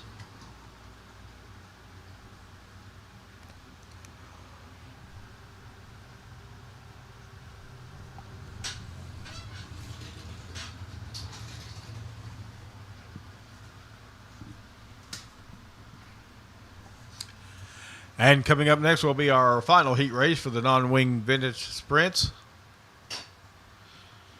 Heat race number 2 has a total of 5 entries, and the starting lineup will be starting first from Ludlow, Illinois, number 2, Steve Thomas. Starting second from Rantoul, Illinois, number 7, Bobby Logan. Starting third from Tampa, Florida, number 20, Chad Freeman. Starting fourth from Rensselaer, Indiana, number 4, Scott Hermanson. And starting fifth from Henderson, Kentucky, number 8D, Donnie Gentry. Your non-wing vintage sprint heat race number 2 coming up.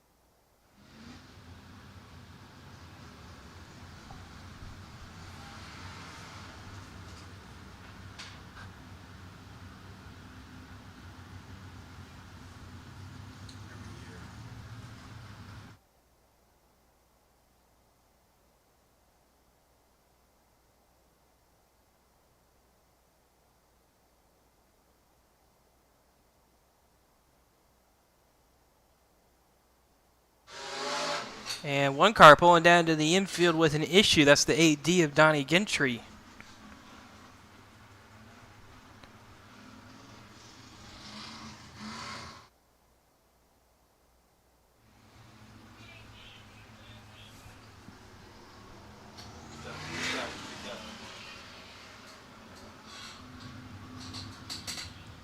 And that AT Donnie Gentry has signaled that he will be unable to go on. I believe they're going to push him off the track. Just a reminder, he went quick time at his hot lap session earlier before we could, or excuse me, went hot time in his qualifying session earlier before having a engine issue, and it looks like wasn't quite able to solve that engine issue once again, and he'll pull off the racetrack. And that's a shame, but hopefully he'll be back for the feature, as he will be a threat to win in there.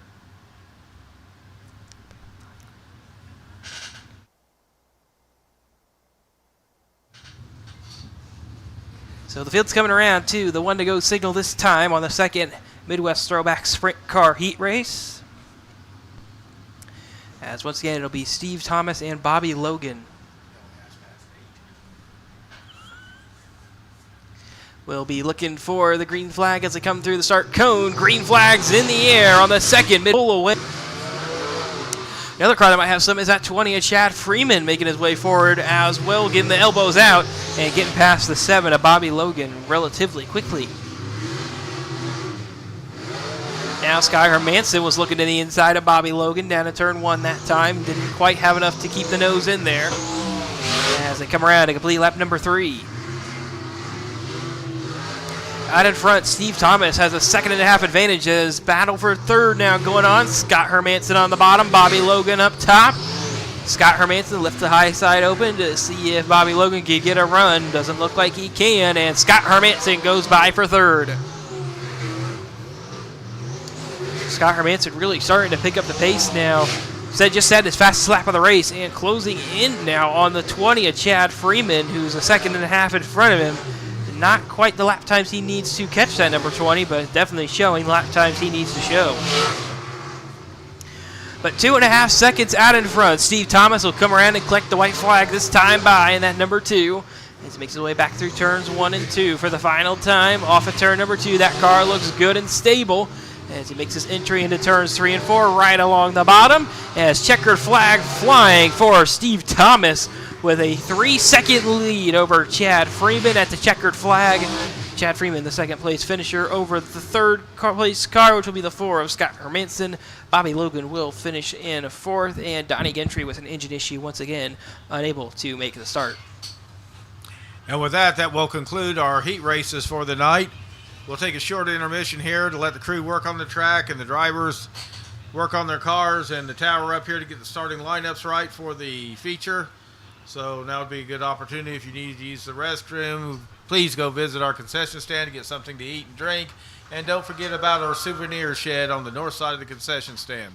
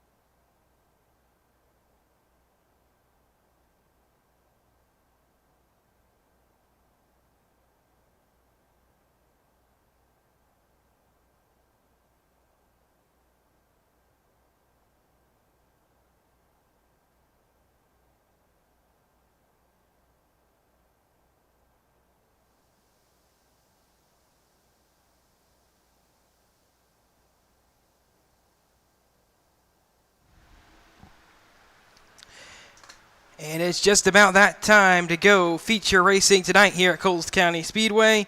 Starting us off is going to be the Midwest Throwback Sprint Cars, with starting on the poles going to be the 11 of Scott Plew from Hudsonville, Illinois.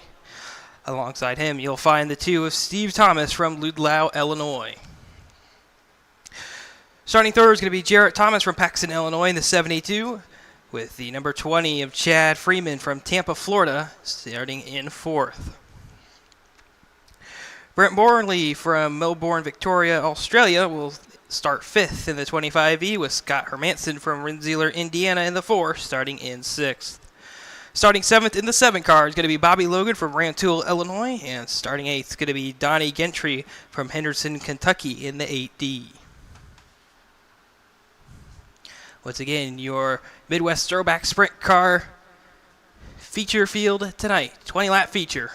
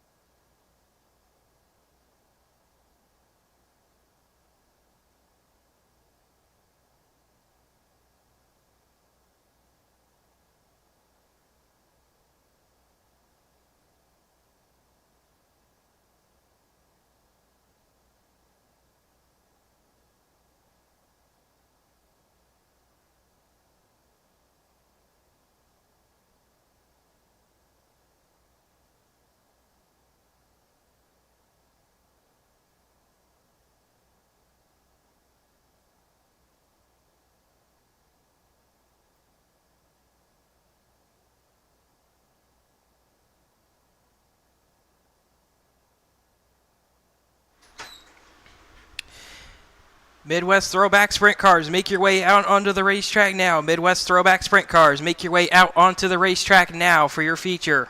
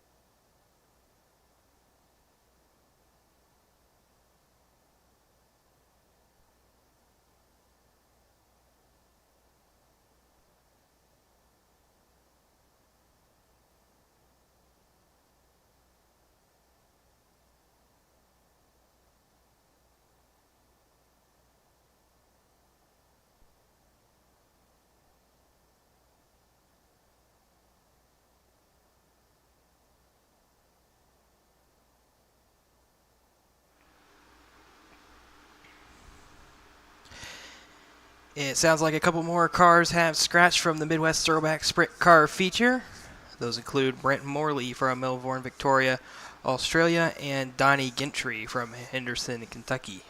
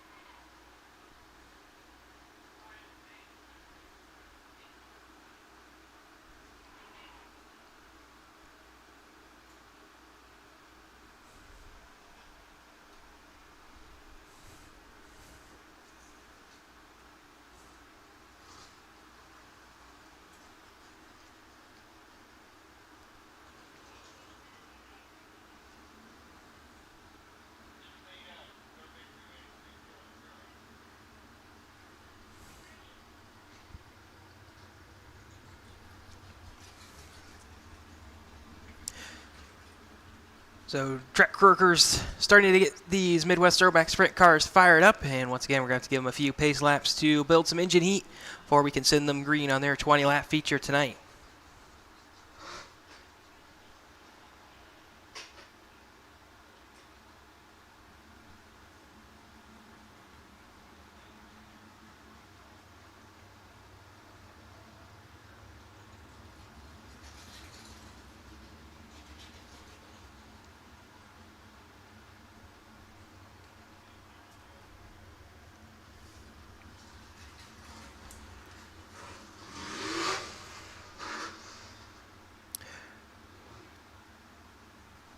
At this time, Coles County Speedway would once again like to thank all of its sponsors: Tomahawk Roofing Contractors LLC, Fuqua Tree Service, Handing Racing Components, Victory Fuel, Kimstream Race Fuels, RS12 Motorsports, Spartan Transportation, High Caliber Graphics, Dirt 2 Media, King Chassis, Hyper Racing, K1 Race Gear, Visual Composite, Patriot Landscaping, Strong Elevator, Baramax, Strong Bookkeeping Solutions, Napa Know-How of Mattoon Neoga, Duncan Windows, Cole Lumber, and Cleveland Grain Systems for sponsoring the free general admission in the remaining events that are not a national event here at Coles County Speedway for the remainder of the year. So with that, the field's going to come together as they get themselves worked into their starting positions. So 5 cars will take the green flag on the Midwest Throwback Sprint Car feature. Or excuse me, 6 cars will take the green flag.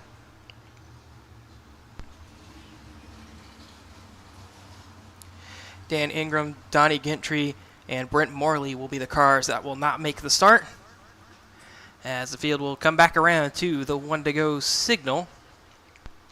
It'll be Scott Plew, Steve Thomas on the front row. Behind them will be Jarrett Thomas and Chad Freeman.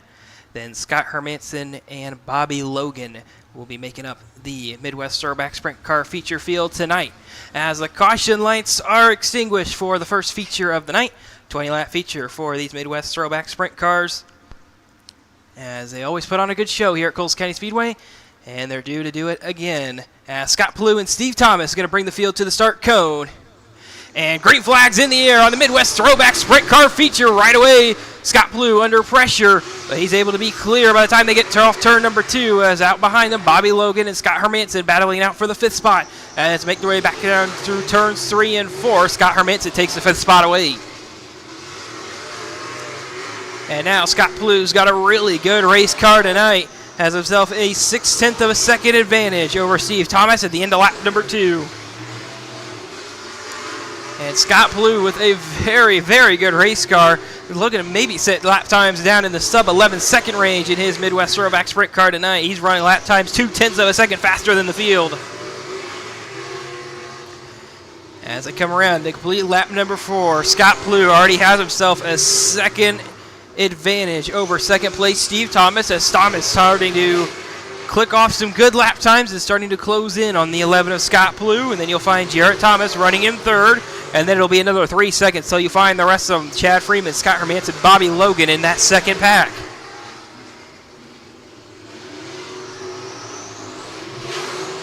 Quarter of the race down, 3 quarters left to go as Scott Plue still out in front as Bobby Logan and Scott Hermanson starting to come back together for the 5th spot.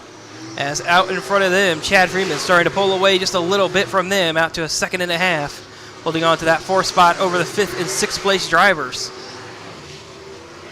Take a look out front, though. Scott Plue under pressure from Steve Thomas as Thomas to the back bumper and Scott Plue.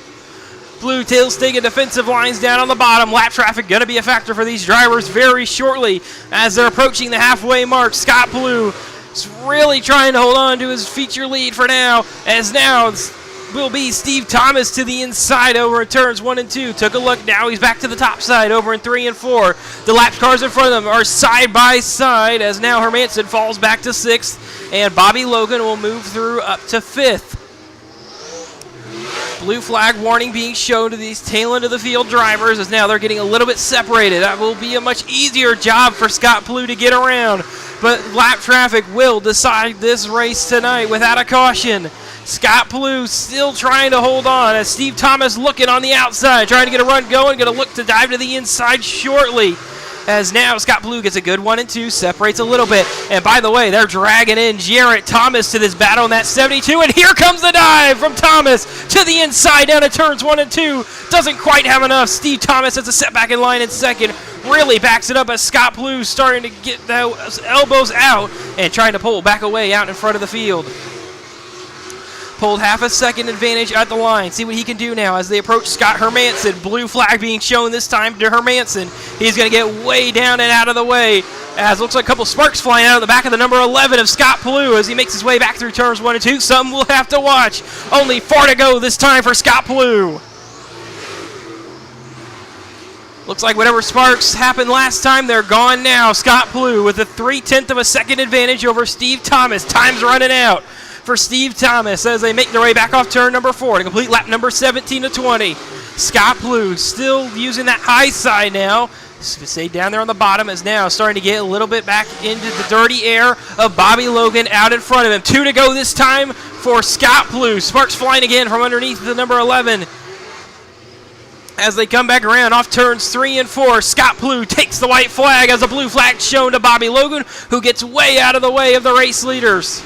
Or he's trying to get way out of the way. Scott Plue on the outside of Bobby Logan, and Scott Plue off turn number 4 is going to take the Midwest Throwback Sprint Car Feature win.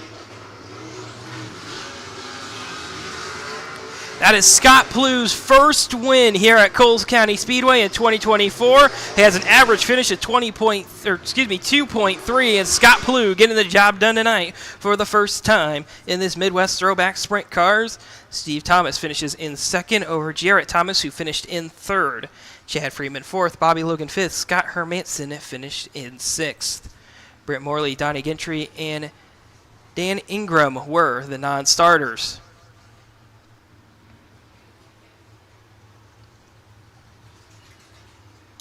So Scott Plue in number 11, who's finished second here twice and third here once at Coles County Speedway, is going to try to make his way into victory lane for the first time here in 2024 in that number 11 machine. He's going to wait for the field to go on through before he pulls his way down into Coles County Speedway victory lane. And that will extend his points lead over the Midwest Throwback Sprint Cars with his first win over Jarrett Thomas and Dan Ingram.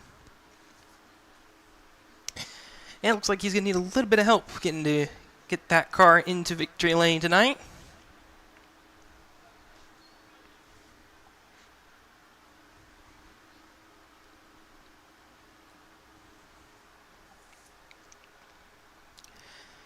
And Scott Plue being pushed into victory lane for the first time here at Coles County Speedway in that number 11 for the Midwest Throwback Sprint Car Series.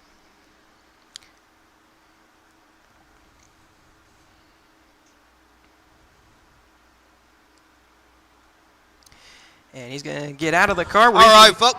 Joined by our victory lane reporter, Kevin. All right, let's give a big round of applause to Scott Plue from Hudsonville, Illinois, your Midwest Throwback Sprint Car Feature winner at Coles County Speedway. Hell of a job, man. All right.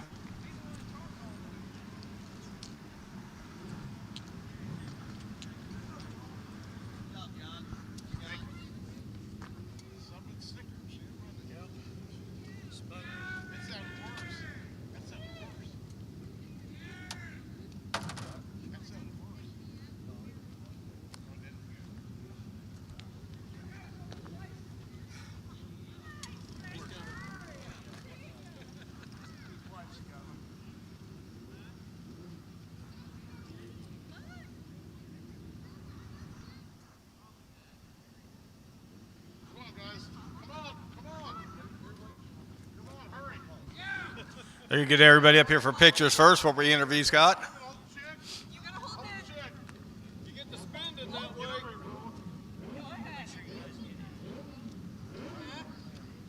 That's a good pit crew down there.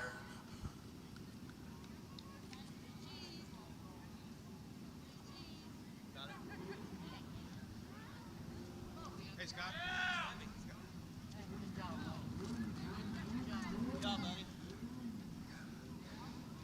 Okay, Scott, you had a really good run out there. You had a pretty good challenge there from Steve Thomas in the 2 car. You look pretty smooth out there, though. What can you tell me about it? Well, the car's been better tonight than it's been in a long time, and it was easy to be smooth with it. And if it wasn't for that, he probably would have got me. How's it feel running the cars, these big cars on this track? Well, after running a micro here for 13 years, it's not as different as you think it would be, but it's a lot of fun. All right. Yeah. I want to thank, first off, G Motorsports, John and Paula G for letting me drive the ride. American Racer Tire, the Tasty Freeze, Croc's Old School Butcher Shop,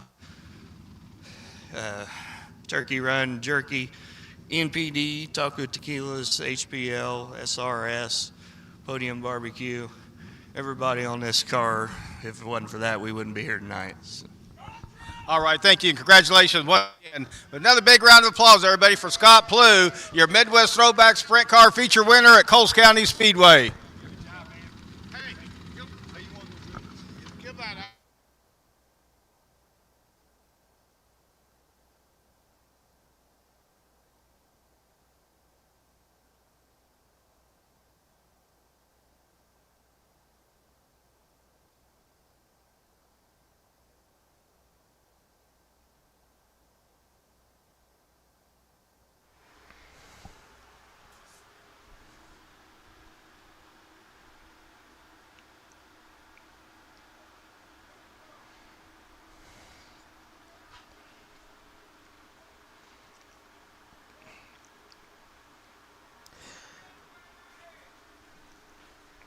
So as Scott Plew's going to get his car pushed back towards the pit area as a first-time winner of 2024 here at Coles County Speedway. That's going to make way for the Patriot Landscaping Restricted Micros to make their way out onto the racetrack for their 20-lap feature tonight. Starting on the points leader in the 22, Tanner Triplett from Lincoln, Illinois, who starts alongside Dalton Clary in the 22D from Marine, Illinois. Mackenzie Dowler in the 1K from Springfield, Illinois, starts 5th with Easton Zint from Churubusco, Indiana, in the 18, starting in 6th. Lydia May in the 71M from Terre Haute, Indiana, starts 7th, trying to go 3 in a row tonight. And starting in 8th will be Mackenzie Meany. Will be Kinzer Holloway in the 79H from Ashmore, Illinois. Your Patriot Landscaping Restricted Micro feature field tonight.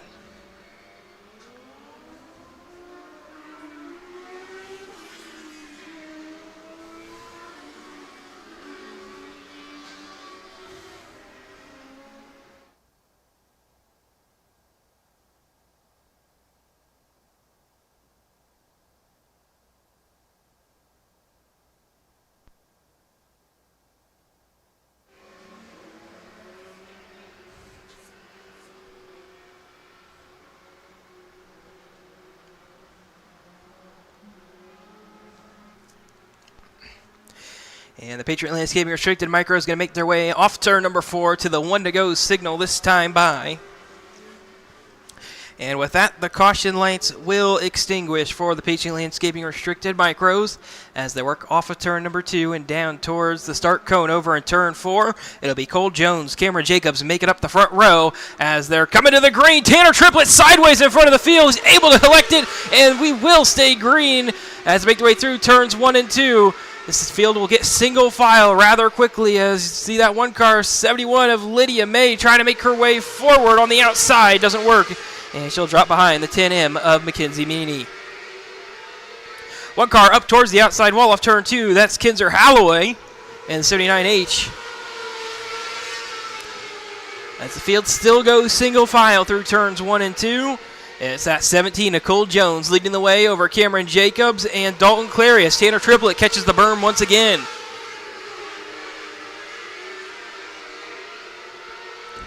Mackenzie Dowler's got a big run on the back of the 18 of Easton Zent. See if Mackenzie Dowler can do anything with it. She comes back down here to turns 3 and 4. Looking for the 6th spot on Easton Zent. Zent still taking defensive lines over Mackenzie Dowler. As Cole Jones continuing to lead out front. Dalton Clary got sideways off turn 4, and that allows Tanner Triplett to get to the rear bumper of the 22D car. Has come back down to turns 3 and 4. Tanner Triplett's a little bit lower this time than Dalton Clary. That allows him to close in just a little bit again as Mackenzie Dowler pulls down in the infield with a mechanical issue of some sort, and that will end Mackenzie Dowler's night. Now Dalton Clary side by side for third. That'll be Tanner Triplett looking to take the third spot away off turn 2. He's going to be clear, and he's going to be clear to third. Now I'm going to try to chase down second will be the points leader Tanner Triplett as Dalton Clary's going to fight back on the bottom. Dalton Clary throws a big slider going into one. Tanner Triplett lets him go by and crosses him back over and holds on to third as they come back around to complete another lap. Dalton Clary does it again on the other side. And these two drivers throwing slider after slider as now Dalton Clary finally almost be able to clear. He's going to try that same move again. It's going to work again. Dalton Clary is going to be ahead of the line over Tanner Triplett. Tanner Triplett can't quite make that move. Lydia May almost made some heavy contact there with Easton Hayes as he went back down to turn 1. Or excuse me, Easton Zent. Zent maybe had an issue off turn 4, tried to dive it in. And Lydia May just had nowhere to go as she tried to go around him.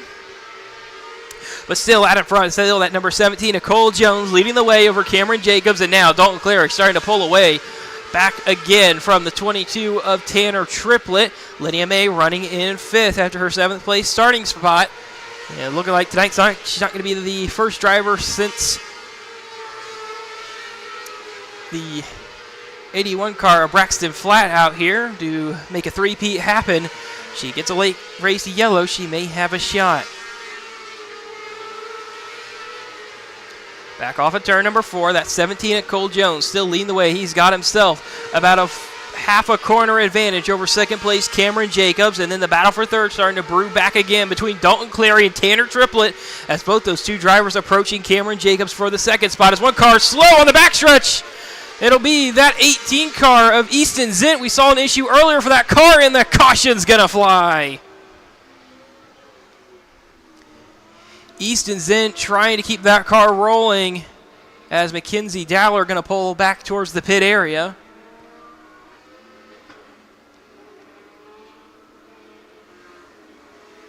Looks like Easton Zent going to be headed for the infield now. Has a tough break for Easton Zent running in the 6th spot at that time of mechanical issue.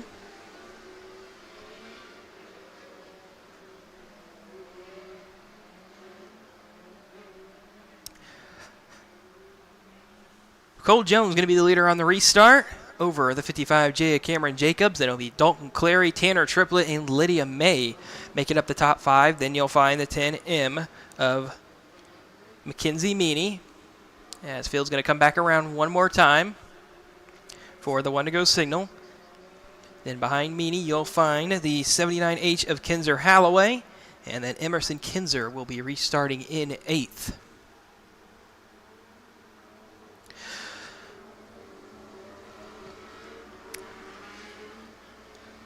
So the caution lights have extinguished once again on the Patriot Landscaping Restricted Micro Feature. We're going to see where Cole Jones is going to take the field as he makes his way up to the restart cone.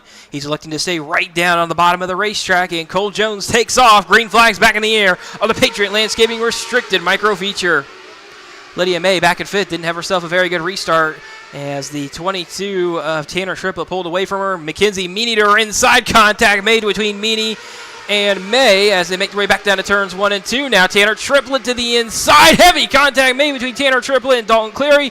Everybody keeps it going in the right direction. We stay green. More contact made. Lydia May over the berm, over the cone. Caution's going to fly as the 79H of Kinzer Halloway gets the worst of it as he gets turned around over in turn 4.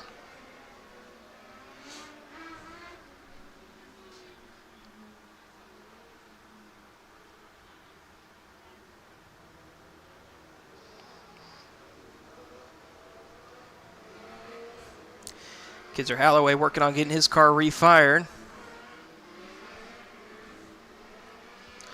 like might need a little bit of help.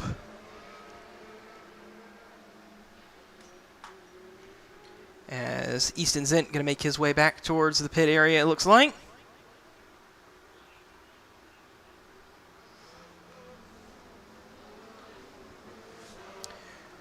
Track crew still looking over the 79H of Kinzer Holloway, trying to get that car refired.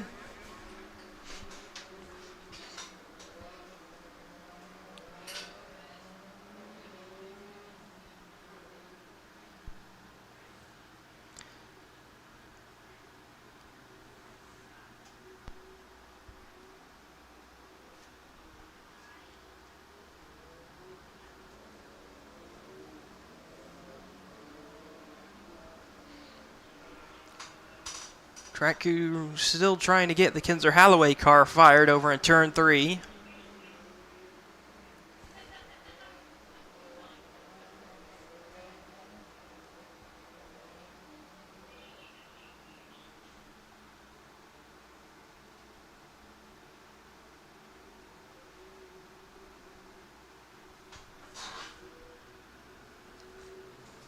And it looks like Kinzer Holloway will finally get refired and rejoin in at the tail of the Patriot Landscaping Restricted Micro Feature Field.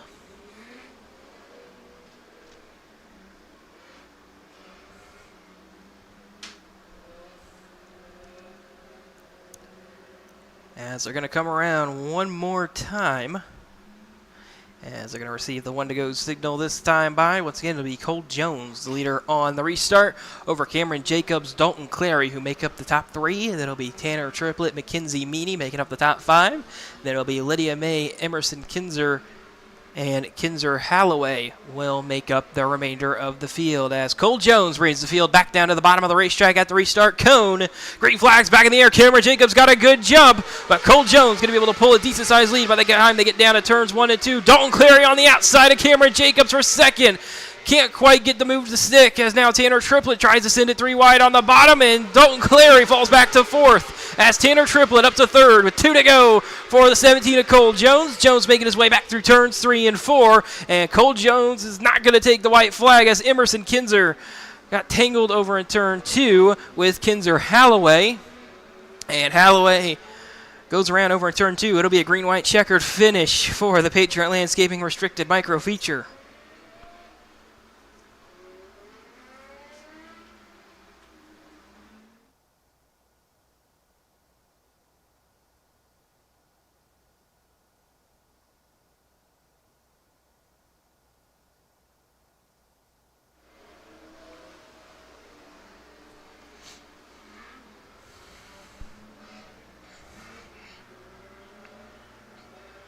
So track crew once again going to work on getting the Kinzer Holloway car refired.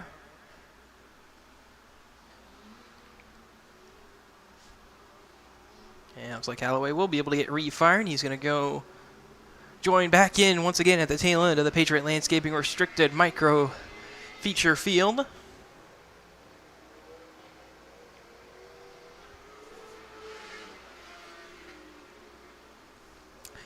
And with that, the field's going to be coming to the one-to-go signal this time by. So once again, it'll be Cole Jones will be the leader on the restart. And we'll see if Cameron Jacobs can get himself a good enough restart to get alongside this time. Then starting back in 3rd will be the 22D of Dalton Clary. Then you'll find the 22 of Tanner Triplett. And then back in 10th, you'll find the 10M of Mackenzie Meany. Then Lydia May, Emerson Kinzer, and Kinzer Holloway will make up the rest of the field as Cole Jones brings the field back to the restart cone. Green flags back in the air on the Patriot Landscaping Restricted Micro Feature. Dalton Clary on the outside looking to get around. Cameron Jacobs going to have a big run. Has to back out of it. Likes that outside groove as now Tanner Triplett was inside as 2 more times around for the 17 of Cole Jones. Looks like Tyler went back 1 more lap. Wasn't quite a green-white checker, so it was a green-green-white checkered. As for Cole Jones, comes around to the white flag. Tanner Triplett catches the berm as Dalton Clary still trying to fight back on the outside for the 3rd spot. As through turns 3 and 4 for the final time, it's Cole Jones taking the Patriot Landscaping Restricted Micro Feature over Cameron Jacobs. Tanner Triplett's going to come home in the 3rd. 4th's going to go to Dalton Clary, who lost that spot on the last lap to Tanner Triplett. 5th looking like it's going to go to the 10M of Mackenzie Meany. Sixth goes to the 71M of Lydia May.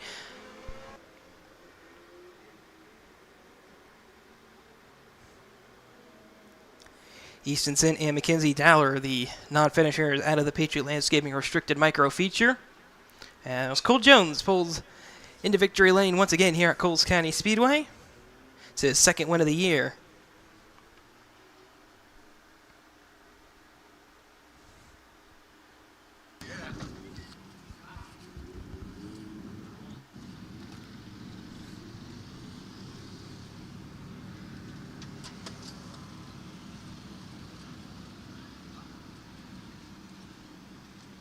All right, everybody, let's give a big round of applause to Cole Jones from Streeter, Illinois, your Patriot Landscape Restricted Micro Feature winner here at Coles County Speedway.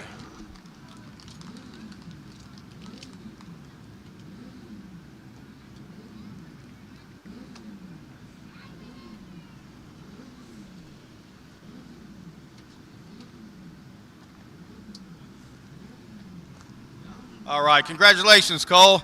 Boy, it sure looked like you had the car to beat. Looked like everything was going well for you out there. Yeah, it's a pretty good car. Pretty good. Yeah. I'd say pretty darn good car. Yeah, I think the driver was pretty good too. So that was the track tonight. Pretty good, yeah. Pretty good, pretty Yep. fast here anymore, isn't it? Yeah. I'd like to thank Runaway Chassis, Helena, Black and White Confessions, my grandpa. That's about it. All right, a man, a few words, but a feature winner here at Coles County Speedway. Once again, let's give a big round of applause to Cole Jones, your Patriot Landscape Restricted Micro Feature winner at Coles County Speedway.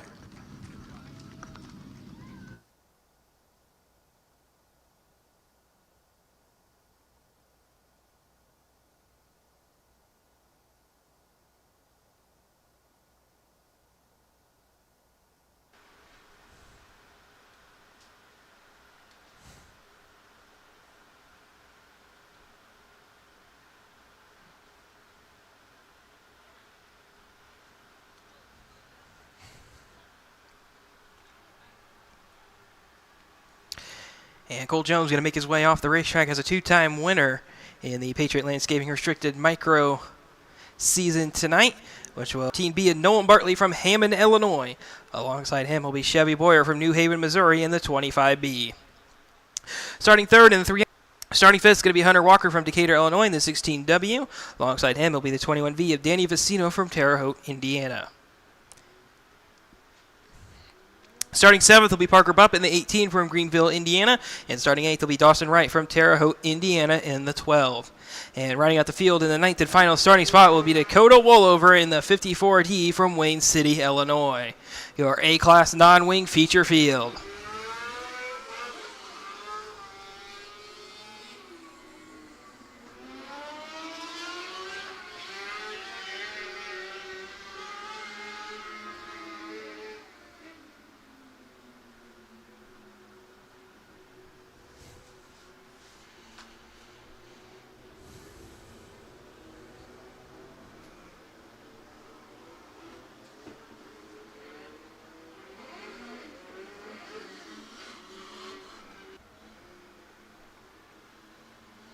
And Danny Vicino coming to a stop over in turn 3.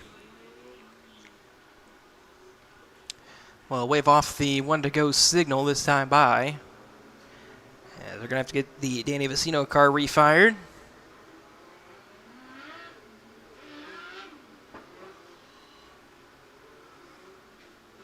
Yeah, it looks like he's going to be able to get that car refired on his own. So we'll see if Vicino joins back in at the tail end of the field or if he's going to head back towards the pit area.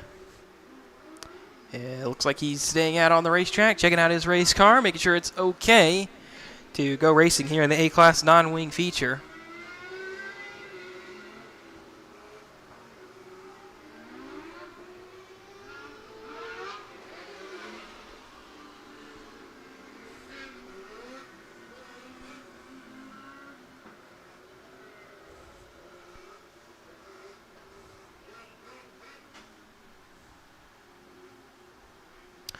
So now the field's going to come around to the 1 to go signal.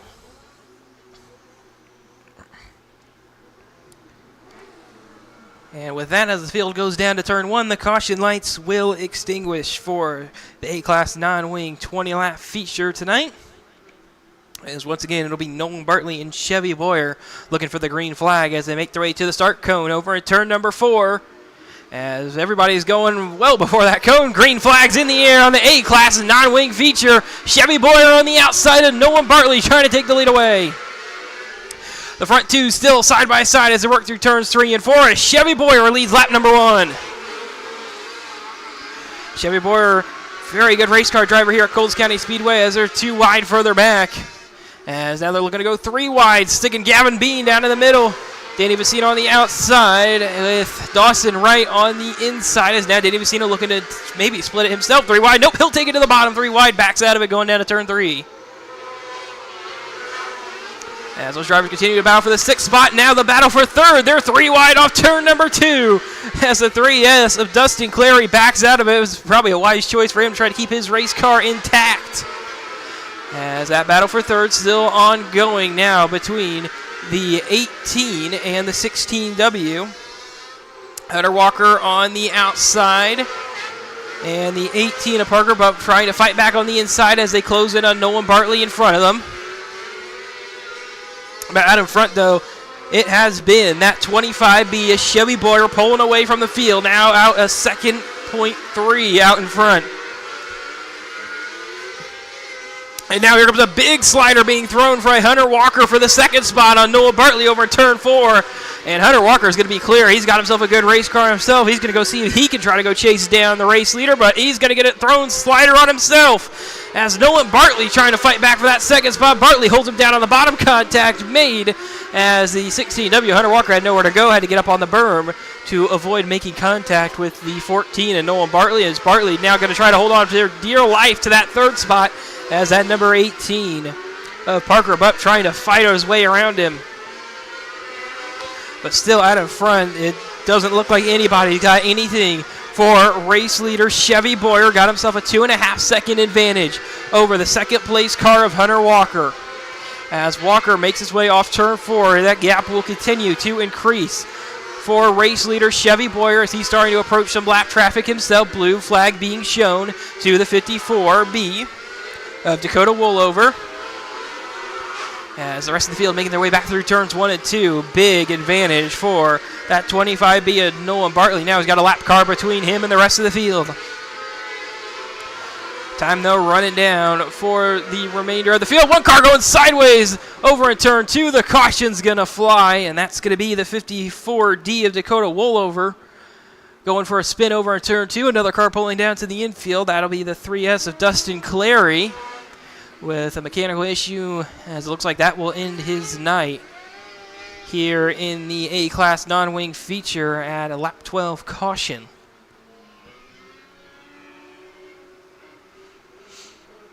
The field's going to get single file as they make their way back off turn 4.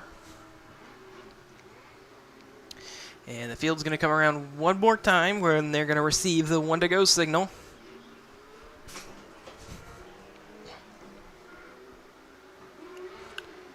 Chevy Boyer is going to be the leader on the lap 13 restart for the A-Class non-wing feature. In a Parker Bupp. And the 12 of Dawson Wright rounding out the top 5. Then you'll find Gavin Bean in 6th, Danny Vicino 7th, and Dakota Woolover will restart in 8th as the fields come back to green on the A-Class non-wing feature. Chevy Boyer got himself a good restart once again. And he's going to be well gone out in front of the field as they come back through to complete the first lap of the restart, and they complete lap number 13. He's got himself almost a second advantage at the end of one lap.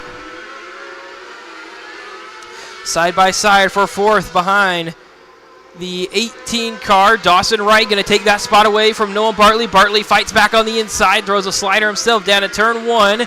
Can't quite make that move stick as he's stuck up on the top now. Dawson Wright fighting back on the bottom, trying to make that move really stick now.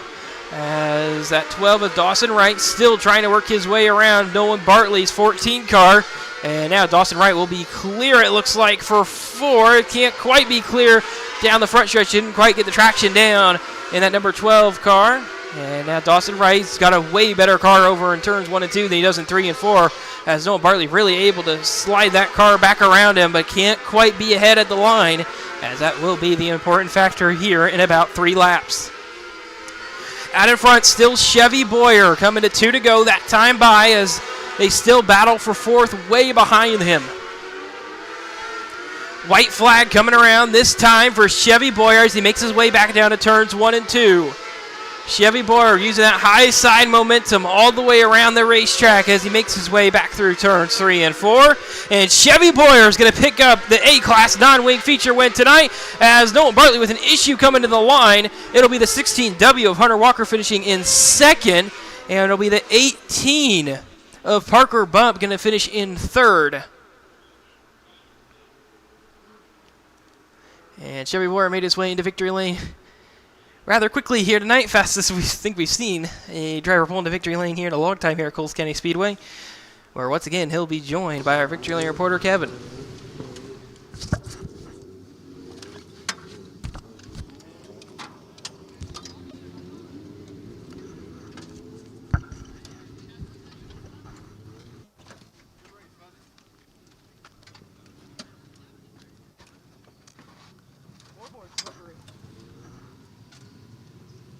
All right, folks, he's up now of his car. Let's give a big round of applause to Chevy Boyer from New Haven, Missouri, your A-Class non-wing feature winner at Coles County Speedway.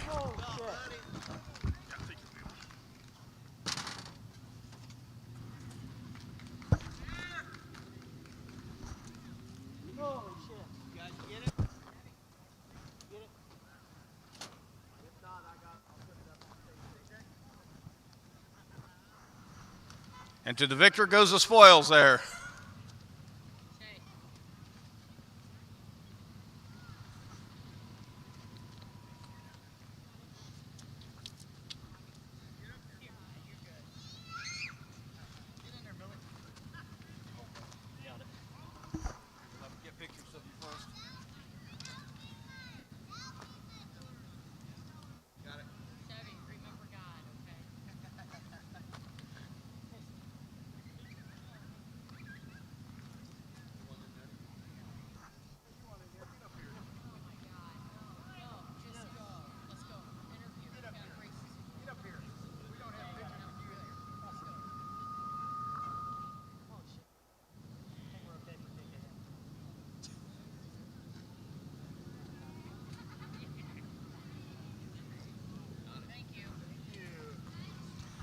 All right, Chevy, you had a pretty good battle the first couple laps with Nolan Bartley, and after that, you were the guy to beat. Yeah, I felt really good on the top here all year. I love the cushion around this place. It tends to get up there and creates really good racing. I don't know, we came out here, we've been fighting issues all year long, and to finally get everything kind of to work out there really feels nice, especially with KKM coming up here. I'm hoping to do good in that out of all of them because this is kind of my place, it seems like. But, yeah, I don't know. Got to thank Dad. Definitely God. That was a hell of a race there. I didn't know what was going to happen on that yellow. I'm not going to lie because it was so hot. I'm like, I'm going to have to pull in again. But Dad got it nailed. All the guys over at D1 Midwest, they got the shocks for everything on that car going. And Brad at Momentum, he's got it going. And Bryce got us an ECU this week and was able to get that race there. And that's definitely all the Bryce at BPR Racing Engines. Best guy to do it. That's about it. Butler Built Seat for keeping me straight through all them holes out there. All right, well, keep it up. You did a great job tonight. All right, everybody, once again, let's give a big round of applause to Chevy Boyer from New Haven, Missouri, your A-Class non-wing feature winner at Coles County Speedway. Thank God, and that was great.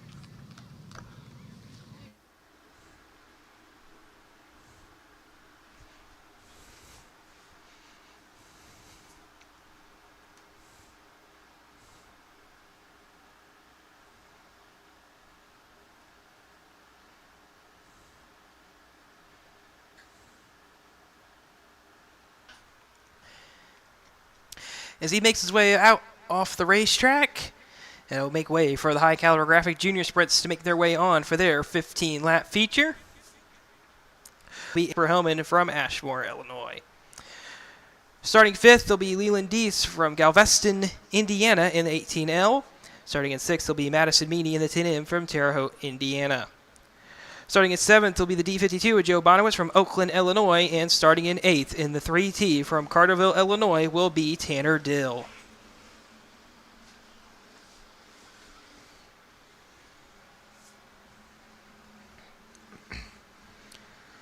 Looks like they're going to let him go around one more time. Looks like they're going to be trying to come around to the one to go signal. Not quite this time, maybe next time by.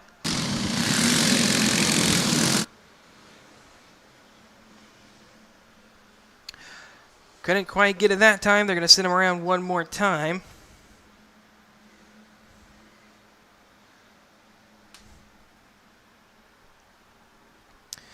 The field's going to come back through turns 3 and 4. And they're going to collect the one to go signal this time by. And with that, the caution lights will extinguish.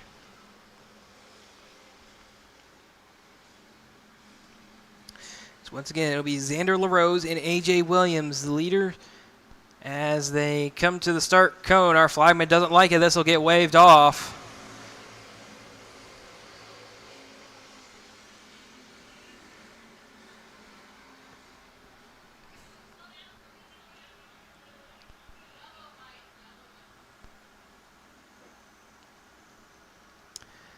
So a couple cars had a little bit of a tangle down there in turns 3 and 4 as we're trying to get slowed down.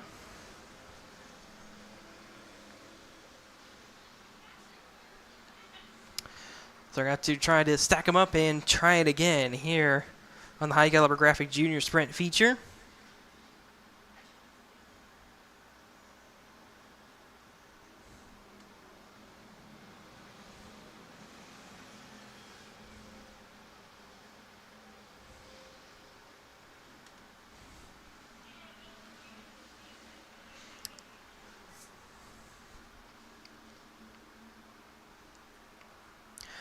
Looks like they're going to come around one more time. This time they're collecting the one to go signal.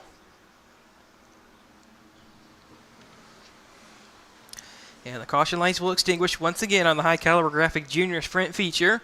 It's again a 15-lap feature for these junior sprint drivers tonight. It's once going to be Xander LaRose and A.J. Williams making up the front row as they approach the start cone. And our fireman doesn't like it, but he's going to throw the green anyways. And green flags in the air on the High Caliber Graphic Junior Sprint feature. As right away, it'll be the 1Z of Xander LaRose pulling out in front, but A.J. Williams is right there on the inside, and he'll be alongside by the time they get back down to turn 1. Looks like he backs out of it going down there, though.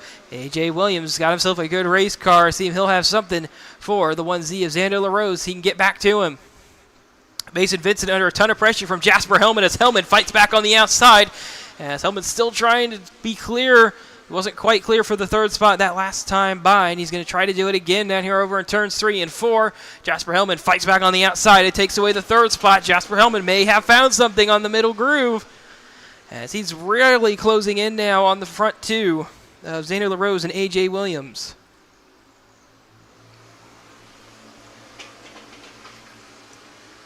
And that looks like whatever he found may have stalled out as now Mason Vincent getting alongside him as A.J. Williams going to try to pull a crossover move down here in turns 3 and 4. Xander LaRose parks it on the bottom. Cannot get around or to the inside of that number 1Z is A.J. Williams. Williams going to fight back down to the bottom here in turns 3 and 4. Contact made. A.J. Williams through to the lead.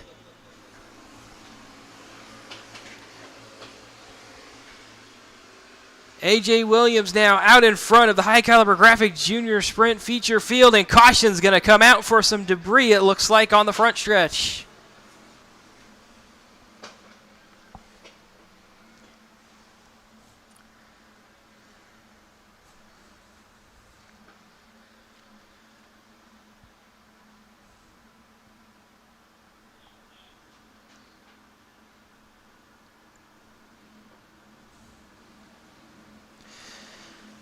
So the field will get single file, and there it looks like they're going to come around one more time before they get the one to go signal. That's first caution on the High Caliber Graphic Junior Sprint feature comes out for debris up here on the outside wall on the front stretch. So A.J. Williams going to be leading the field on the restart over Xander LaRose and Jasper Hellman, who make up the top 3.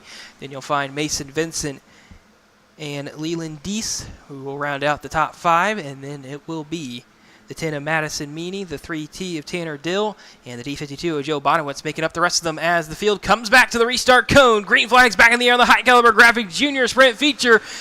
As it's going to be a great restart for Xander LaRose. Can't quite get alongside by the time they get down to turns 1 and 2 as Jasper Hellman has to fight along on the outside of Mason Vincent as they come back through turns 3 and 4. Jasper Hellman makes that move stick as A.J. Williams out in front of the field. Jasper Hellman's car looks a little bit better. He's about half a lane up the racetrack as he's starting to really track down now the 1Z of Xander LaRose out in front of him.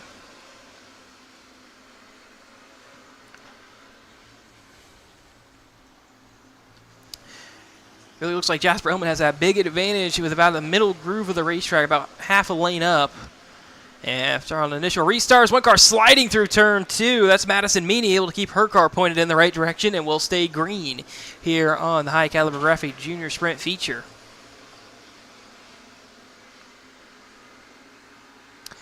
As the rest of the field coming on through, they're going to split the 1Z of Xander LaRose 3 wide for second. As Xander LaRose may be an issue for that number 1Z car as Mason Vincent and Jasper Hellman now still side by side as they're now battling for the second spot. As Xander LaRose looking to continue to drop even further back in the field. As now he's under pressure for the 4th spot right away. Once again, Jasper Hellman still fighting on the outside of Mason Vincent, able to clear by the time they make it back down to turns 3 and 4. 2 to go this time by, though, for the leader of A.J. Williams, as now Xander LaRose going to get stuck alongside the 18 of Leland Deese. As well, couple cars going up and over Leland Deese and Xander LaRose. Red flag is out.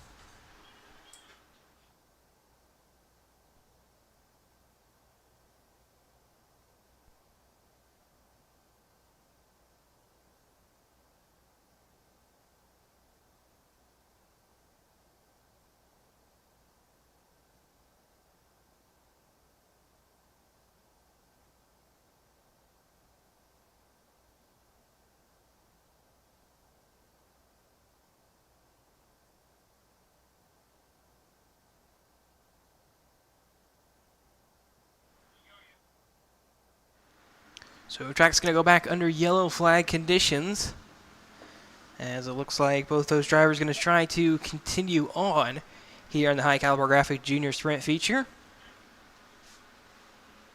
So the field's going to have to come back together as Xander LaRose and Leland Deese will have to head towards the tail.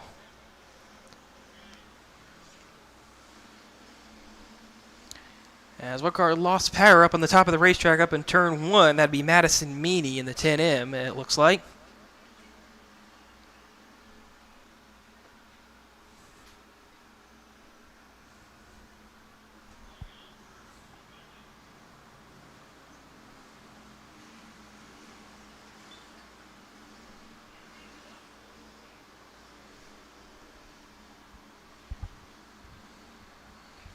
And track crew is going to try to get the Madison Meany car refired over in turn 2.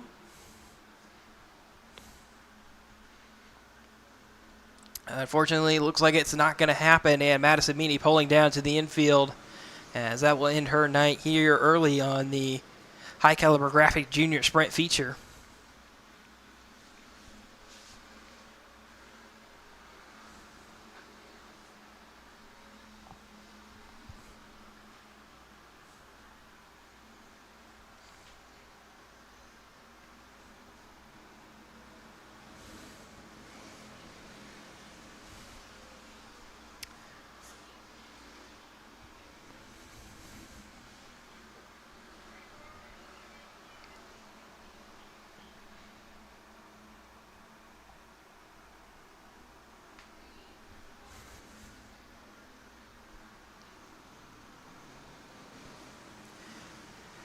It looks like they're waiting on the rest of the field to pass the 2 caution cars.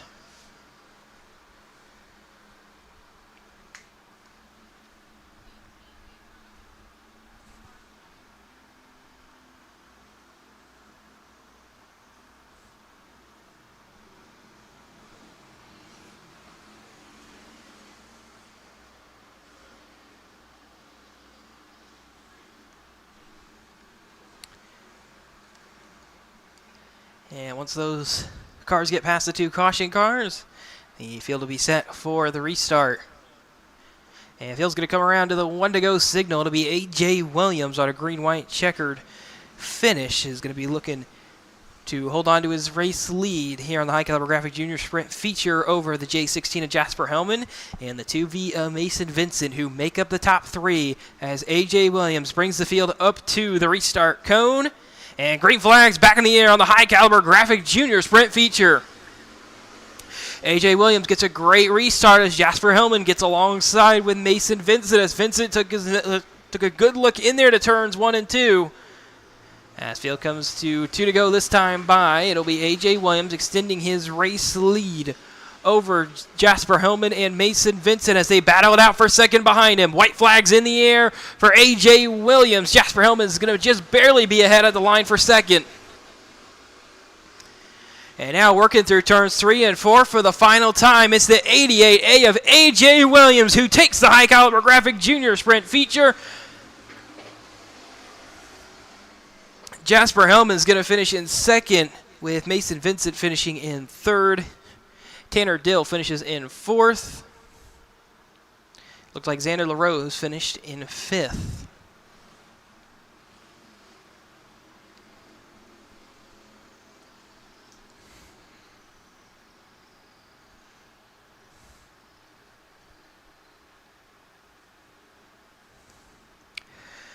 So A.J. Williams picking up his 3rd win of the year here at Coles County Speedway, and in the races he's attempted, he's now gone 2 in a row. His last race he attempted was on July 20th, and he took the win there as well in the High Caliber Graphic Junior Sprint feature.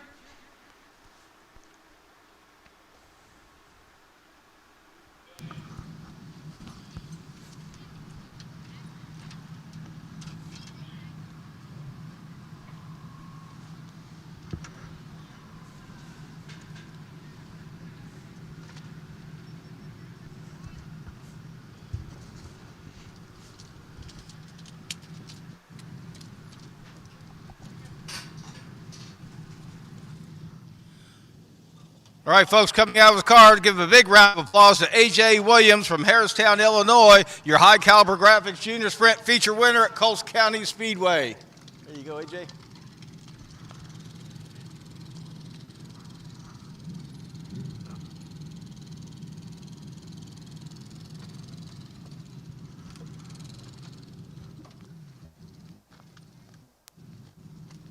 All right, A.J., good to see you again, buddy. You made a really good pass there early in the race down in turn 4 around Xander LaRose. Looked like you used the berm to your advantage a little bit. Can you tell me how you made that move? I just tried to take my time and see the right time, and I finally found it. You did a great job at it. Yeah. My mom, my dad, my brother, my grandma, my grandpa, GST, Curated Auto, HRC, Radical, and that's all. All right, great job, buddy. You did great. All right, everybody, once again, let's give a big round of applause to A.J. Williams, your High Caliber Graphics Junior Sprint winner at Coles County Speedway. Great job, A.J.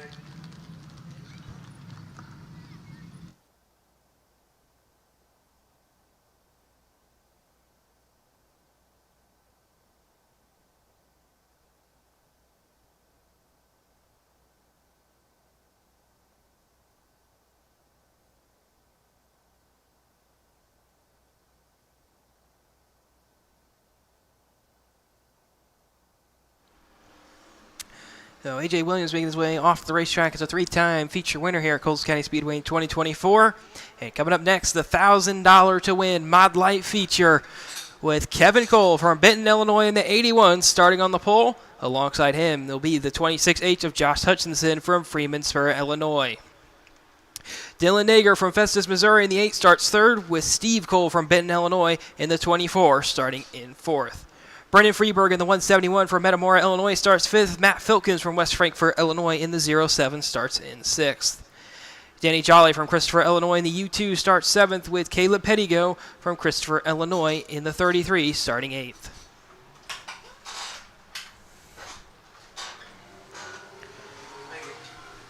Starting in 9th will be the K of Colchester, Illinois. Starting in 10th will be Corey Stephenson from Marion, Illinois in the 5. Starting 11th will be Jimmy Arthur from Mitchell, Indiana in the 17. And starting 12th will be Ralph Hallerman in the 46 from Murkytown, Illinois. Starting 13th will be Michael Schaffner from Pulaski, Illinois in the 99M. Starting 4th will be Jay Parks from Marion, Illinois in the 75.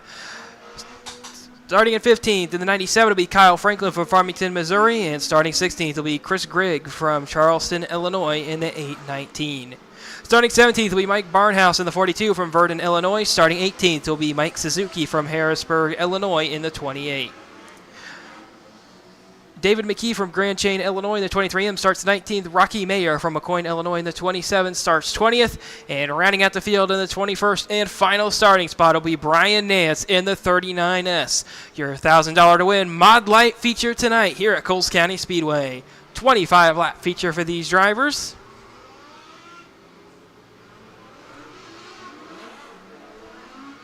As our tower's making sure everybody is in their correct positions before we can give them the one to go signal.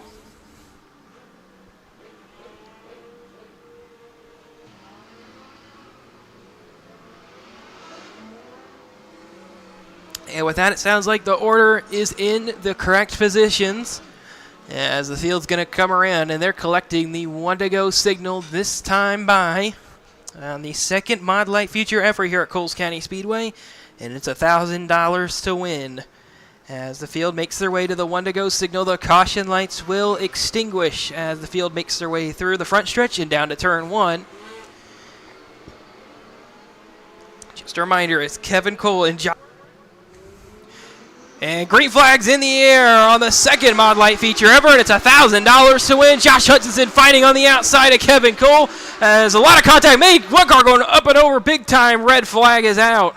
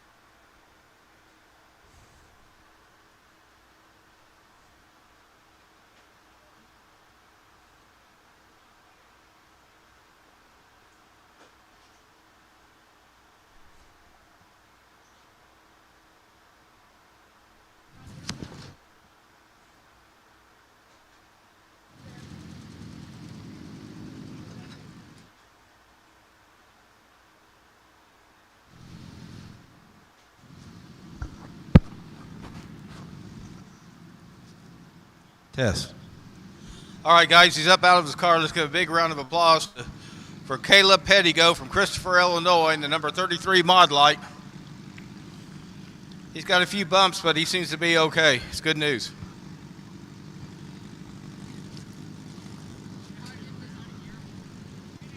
Got a lot of heavy damage on that car. I don't think he's going to be able to continue.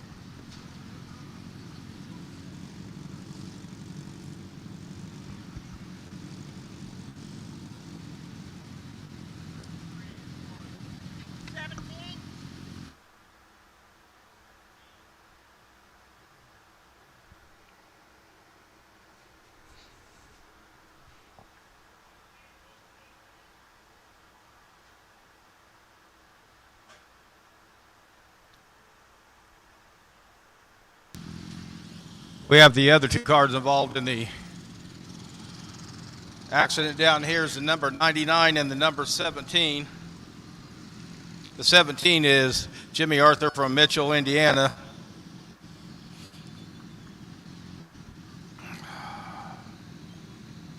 And the 99M is Michael Schaffner from Pulaski, Illinois.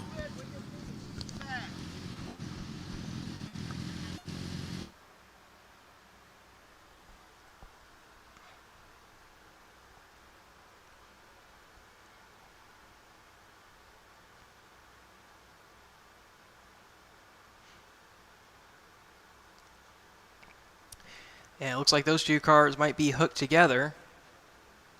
They're going to try to get those two cars separated.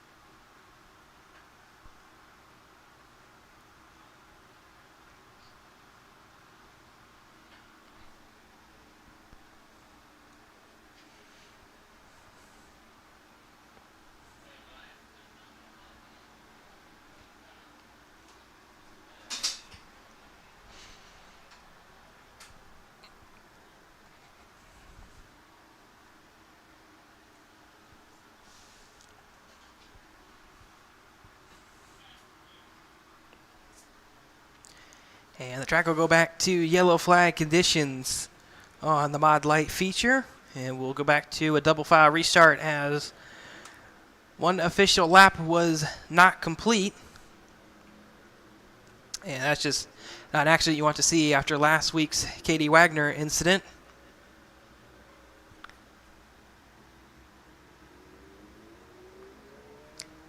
And it's testament to the safety of these cars that Caleb Pettigo from Christopher, Illinois was able to walk away from that incident.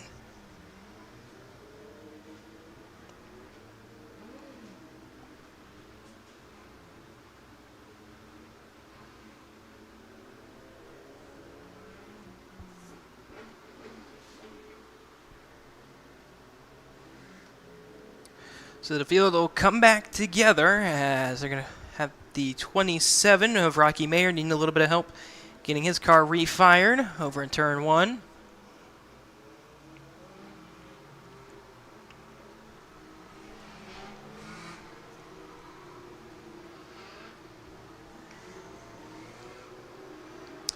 So Rocky Mayer rejoined back in his starting position as the rest of the field gets back into their starting positions. The field's going to come back around to the 1 to go signal here, and looks like 2 to green this time. As Tower awaits.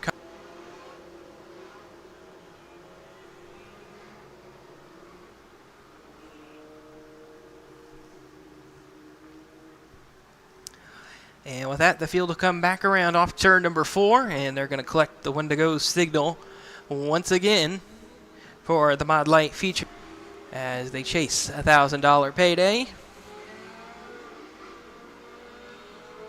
As once going to be Kevin Cole and Josh Hutchinson will be leading the field to the start cone over in turn number 4.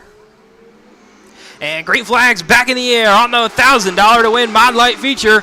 Everybody's being a little bit more managed this time as they make their way through turns 1 and 2. And the caution's going to come out as the 27 is going to come to a stop. The Rocky Mayer has come to a stop over in turn 4. And it'll be another double file restart.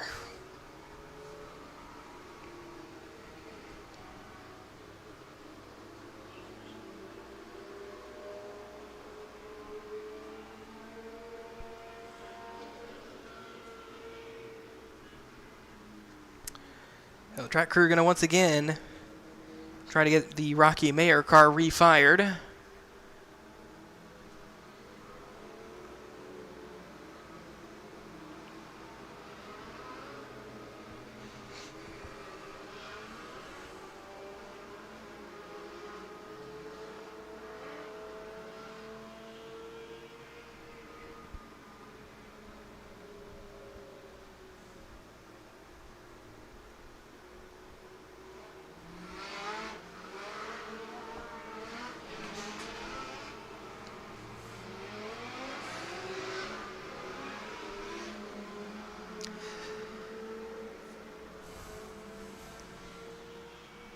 And once again, track crew working on getting this 27 car Rocky Mayer refired as goes down into turns 1 and 2. And it looks like he will be able to get his car refired and will rejoin back in at the tail end of the Mod Light feature field.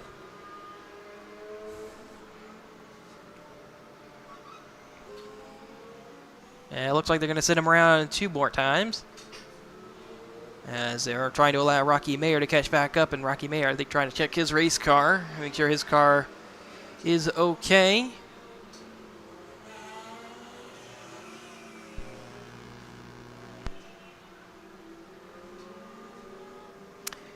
And with that, the field will come to the 1 to go signal once again on the Mod Light feature.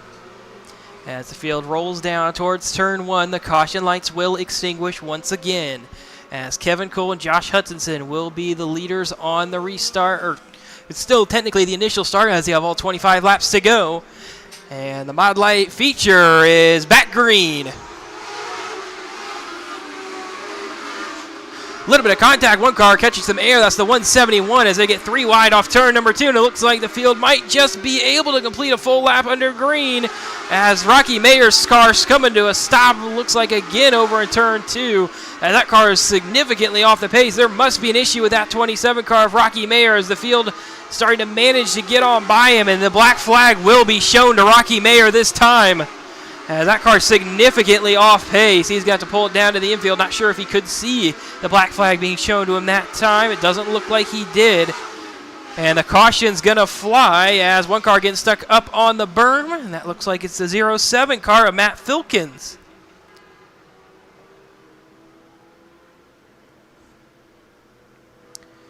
So Matt Filkins' car coming to a stop over on the berm in turn 4 as Rocky Mayer also come to a start being black flagged. That'll end his night here in the $1,000 to win Mod Light feature.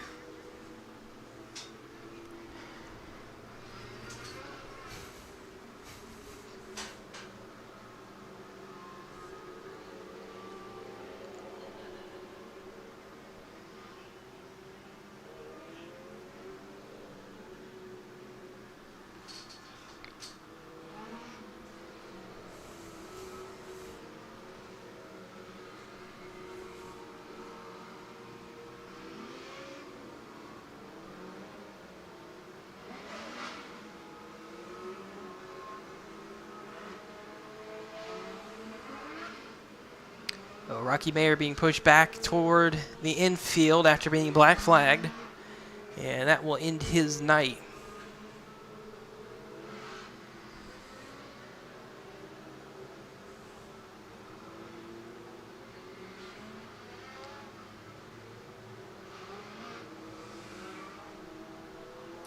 So with 2 laps officially complete, the field will head for their first single file restart on this $1,000 to win Mod Light feature. As Kevin Cole collects the 1 to go signal with the rest of the Mod Light field, Josh Hutchinson will start right behind him. Dylan Nager will restart in 3rd with Steve Cole restart from Cole. Is going to bring the field back to green. As Mod Lights charge down to turn 1, everybody single file, nobody really making moves except for out in front. And no moves outside the top 10, getting a couple of moves out inside the top 10, just outside the top 5. You'll see that U2 car go through with Dolly Jolly, getting on past the K of John Wright. And now Steve Cole working in the inside of Dylan Nager, and now they're almost get put 3 wide by the 171 of Brendan Freeberg. Of Kevin Cole's got himself a very good race car tonight, lapping 2/10 a second, a lap faster than Josh Hutchinson. And second, Hutchinson himself running about similar lap times to 3rd place, Dylan Nager. And with a 21 car field, traffic becomes a factor very quickly here in the Mod Light feature. As blue flag warning going to be issued very shortly to the tail end of the lead lap cars. As Kevin Cole has himself a decent sized lead, built up about a second as he gets up to lap traffic, as now Josh Hutchinson ripping the bottom of the racetrack, chews into that lap time just a little bit, as now Kevin Cole having to manage lap traffic, going to go around the outside of the 42, able to get by cleanly as blue flag being shown back to the rest of the field as Kevin Cole approaches them. the top 5, well, really about the top 10 single file. The only battle going on is the battle in front of the race leader, and Kevin Cole. One car smoke pouring out of the back of the 07 as he's going to pull down the infield quickly. That 07 car, Matt Filkins, smoke pouring out from under the hood of that race car. They're going to see if he's going to stay in the car or if they're going to have to throw a caution. It looks like no caution is going to be necessary on that 07 car, Matt Filkins, as that car came to a stop in the infield. Still a little bit of smoke on the back stretch as blue flag still being shown to the tail end of the field. As now that 81 car, Kevin Cole's lead down to half a second over second place. Josh Hutchinson now down on the inside, looking to the inside down in turns 1 and 2. Actually looks to the outside of the 81 of Kevin Cole as they're trying to split traffic 3 wide behind them. Dylan Nager, Steve Cole battling out 3 wide with the lapped cars as they're trying to maintain position. As out in front, still Kevin Cole holding on to the lead over the 26 ace of Josh Hutchinson. They're in traffic. They're going to have to start managing this. They're going to have to see where everybody's going to go. Now Josh Hutchinson looks like he backed out of it, going to try to use this slow car as a pick. Doesn't quite have the momentum there as Dylan Nager and Steve Cole still battling side by side behind them. They've got a little bit of clean air as now the 81 of Kevin Cole going to get a bad turns 1 and 2. That allows a 26 ace of Josh Hutchinson to get there. Hutchinson going to be looking to the inside off turn 4 this time. Doesn't have enough to stay alongside. Really tried to get that car sideways to stay off the 819. Just about does as they have got just about a little bit of clean air now. Now Kevin Cole can try to extend his lead back out as they're trying to lap now the 46 car. That'd be the 10th place car. And they're going to try to lap one car going around in front of a top 3 car. Caution's going to fly over in turn 2. That looks to be the 99M of Michael Schaffner, who went around over in turn 2 right in front of it looked like the 24 of Steve Cole.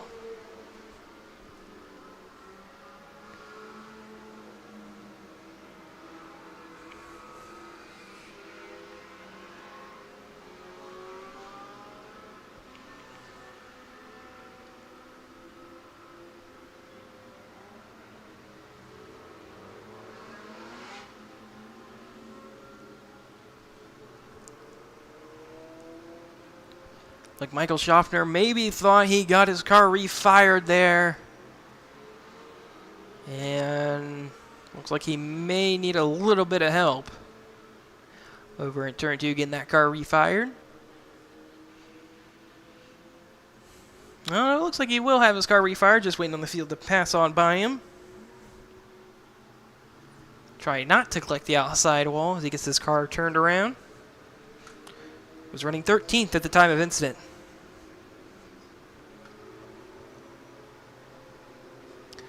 So with 10 cars left on the lead lap at the lap 18 caution of this 25-lap feature, would probably expect nobody else inside the top 10 to get lapped now, as there's not enough time left in the race. This field's going to be looking for 2 to go this time, it looks like.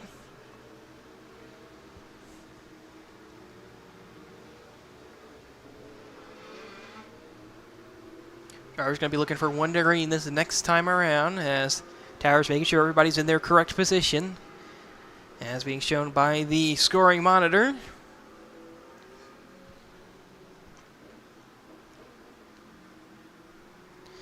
it looks like they're going to have to go around 1 more time as Tower confirms everybody's in their position.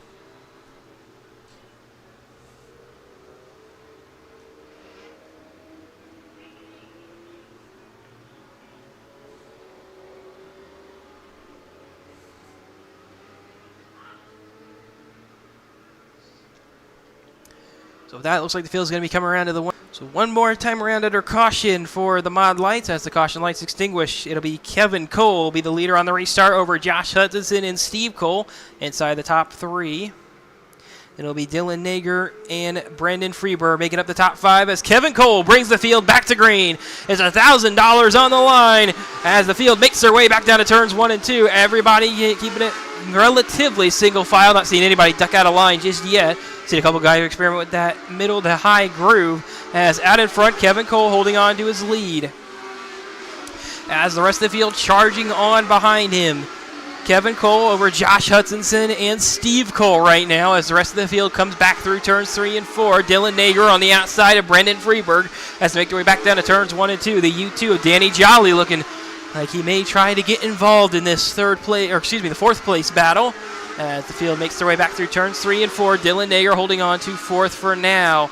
Still holding that outside groove. Can't quite clear the 171 of Brendan Freeberg, but time's running out for Josh Hutchinson as Kevin Cole's running away with it. And now out to a 0.8 second lead over Josh Hutchinson is that number 81 machine. As now Dylan Nager is going to finally, looks like he might get passed here by Brendan Freeberg this time around. 2 to go as Brendan Freeberg clears for 4th. Field's going to come around to the white flag this time. White flags in the air for Kevin Cole, looking for a $1,000 payday as that 81 machine works off turn number 2 in some lap traffic. It looks like maybe a little bit too far back is Josh Hutchinson. And off turn number 4, it's Kevin Cole taking an $1,000 payday in the Mod Light feature tonight here at Coles County Speedway.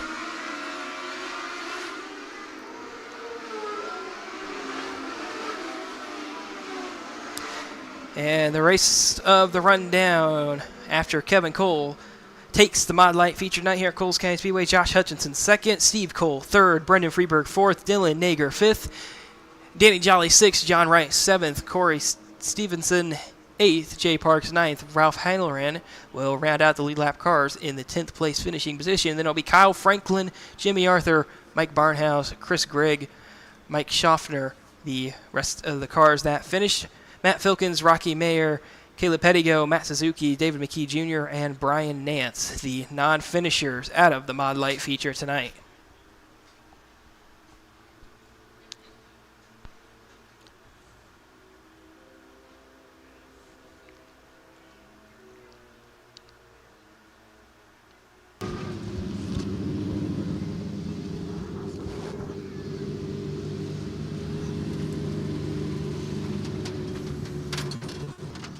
All right, folks, he's up and out of his car. Let's give a big round of applause to Kevin Cole from Benton, Illinois, your Mod Light feature winner at Coles County Speedway.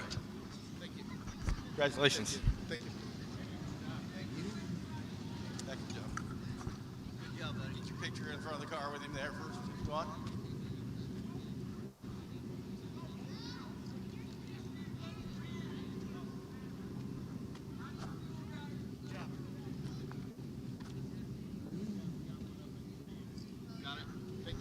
All right, Kevin, looked like you was getting pretty good heat there for a long time from Josh Hutchinson there for a while, and to see that last restock, that last caution flag, that your car kind of took off again. Yeah, no, I mean, hats off to the track crew and everybody here, great racetrack. We could roll the bottom, middle, top, that's all any guy could ever ask for to go to racetrack. So first off, congratulations, great track. But no, I mean, we had a pretty good car. I feel like I could move around and, that's all you can really ask for. All right, we haven't seen these cars a lot, so there's a lot of folks out here probably don't understand anything about them. Can you kind of give us a quick description of these cars? Yeah, they're kind of like older modified. They're 3-link, so they got coilover suspension, like where the micros and stuff got a straight axle, but they got a quick change, somewhat similar to like a late model. But, these things, they just don't have a lot of power, so it's more momentum. So, there's really not a whole lot of adjustment on them. So it's kind of like which I raced leaf spring modified years ago. So they actually kind of drive like a really old leaf spring modified. Yeah, they seem to be a little Yeah. tipsy in a way. Yeah, no, I mean, the cars are so small, there's not a lot of balance there. But, so kind of like a really old school modified. Cool. All right, thank you for that. You got any sponsors you want to thank? Or? Riggs Drilling Solutions, Scott Riggs, which, I was fortunate enough to drive for Scott for years, and he's kind of helping me out here a little bit with this. Them and Ralph Small Engines and Aggressive Fire, a lot of them guys are just guys that helped me years ago. Excellent. Thank you. All right, thank you. Everybody, let's give a big round of applause to Kevin Cole, your Mod Light feature winner at Coles County Speedway.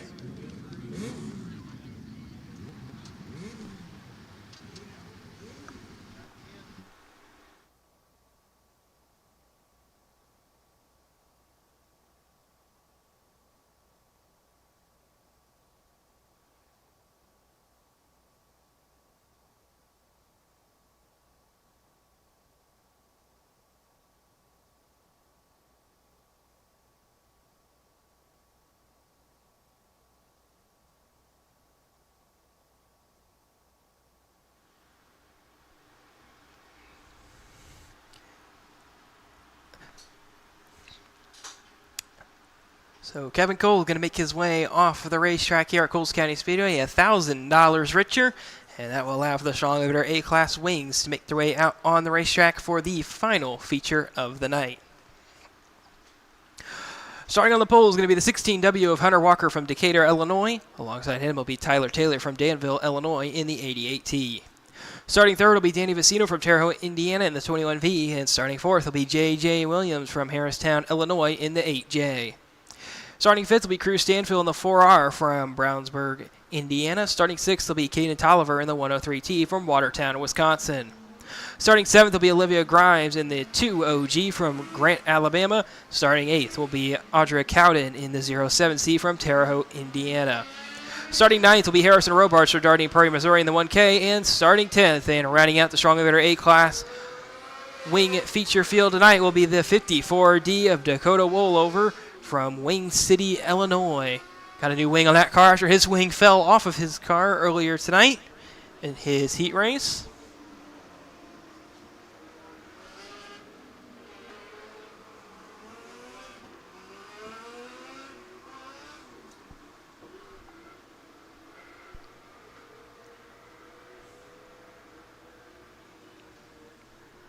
Feature as they're going to receive the one to go signal this time by on the Strong Limiter A-Class Wing feature. Once again, the field is set for their 20-lap feature with the caution lights extinguished. It will be Hunter Walker and Tyler Taylor will lead the field to the start cone over in turn 4.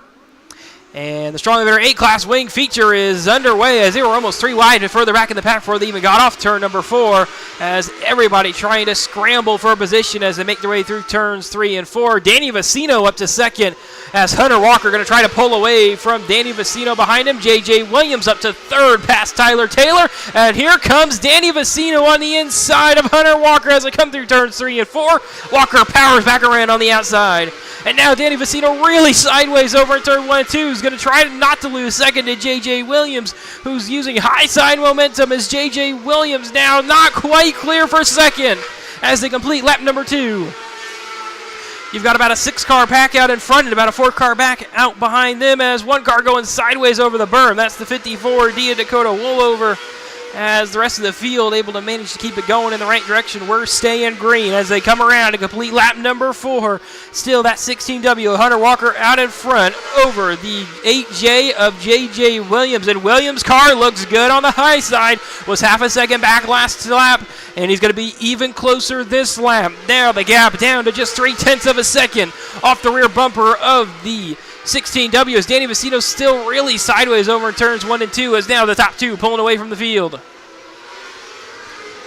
Now J.J. Williams back to the rear bumper of Hunter Walker as the rest of the field trying to manage and hold positions for now. Out in front, we got ourselves a heck of a battle as they make their way back through turns 1 and 2. J.J. Williams really trying to make that high side work.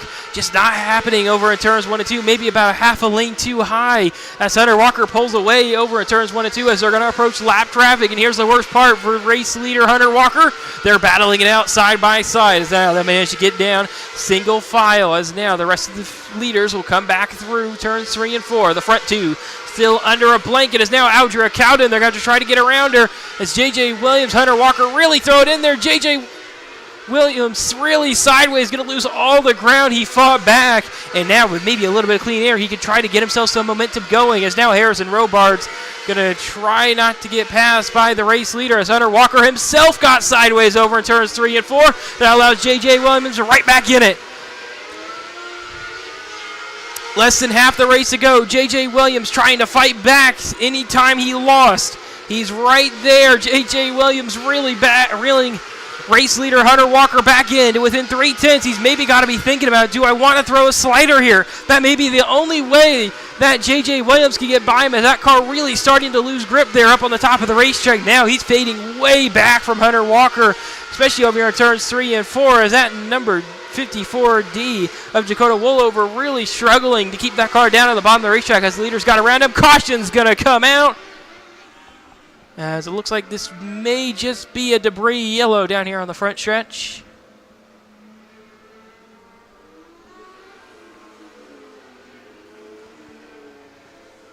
And a great race with about a 3-second lead for the two leaders of Hunter Walker and J.J. Williams are erased as a big chunk of debris. It's like a piece of wing. You have to see which car it's off of. And it'd be the 54D. As that may be part of his wing from earlier, as that's a completely different wing than he has on now. Oh, it actually looks like it appears it's the front wing off the 54D of Dakota Woldover, excuse me.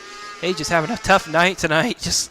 He's lost both wings tonight. Lost the top wing in his heat race, and now he's lost the front wing in the feature.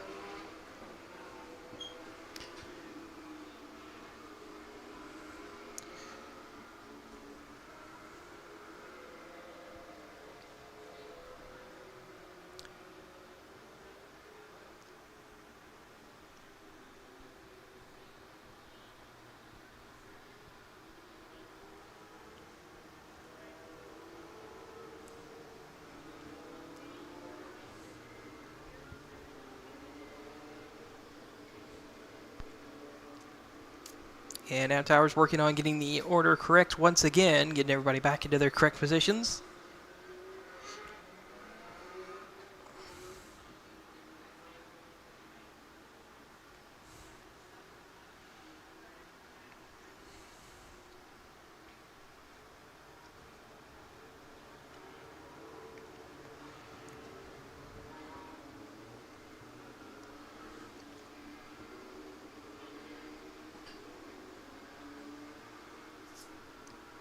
So with that, it looks like the order is set correctly. Going to have 6 laps to go on the Strong Inhibitor A-Class Wing feature as the field's going to come around to the 1-to-go signal this time by. We'll see if Hunter Walker will be able to hold off J.J. Williams behind him. We'll see if Danny Vicino might have something on this restart back in third.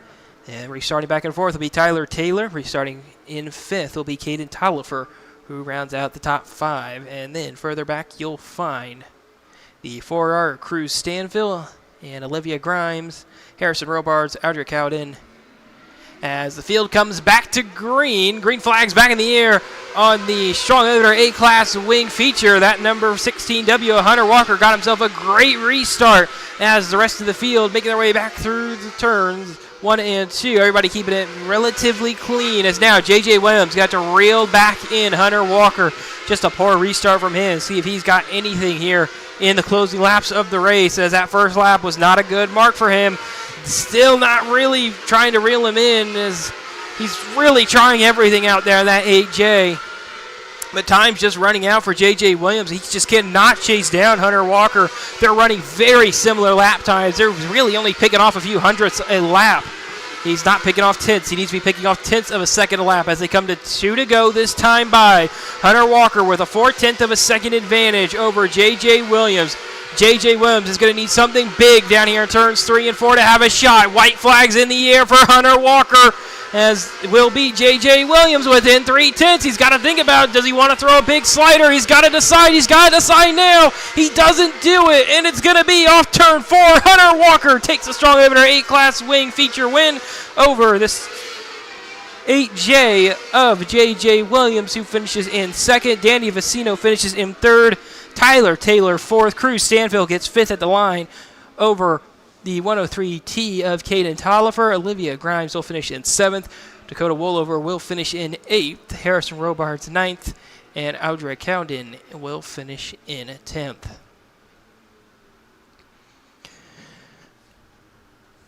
So Hunter Walker will make his way back into victory lane here at Coles County Speedway.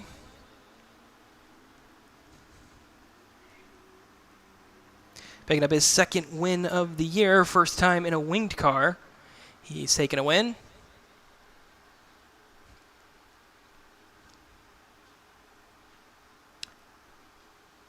Hunter's last win came on June 29th in the Visual and Composite Non-Wing Micro feature. And he'll take a win tonight here in the Strong Inhibitor A-Class Wing feature.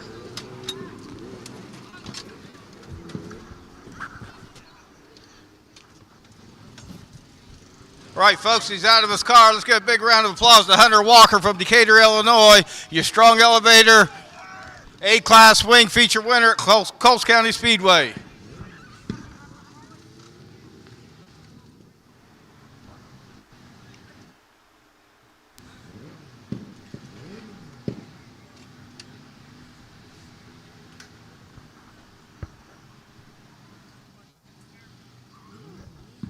Right. First off, congratulations, Hunter. Great race.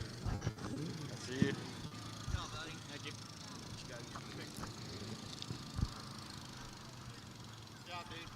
Well, you and J.J. Williams were engaged in a heck of a battle out there.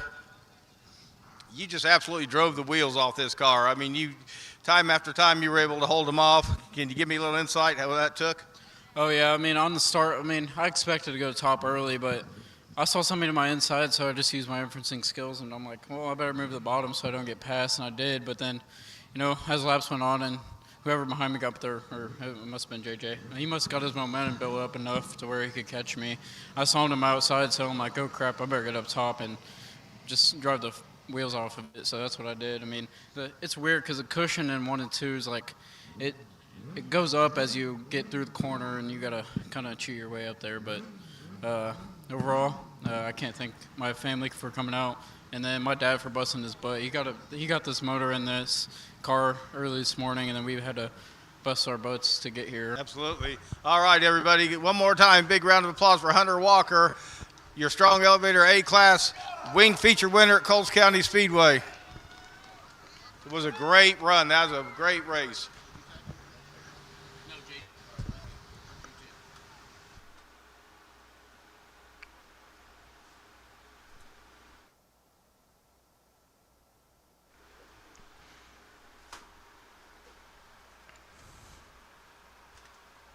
And with that, that will conclude the racing tonight here at Coles County Speedway. To those who made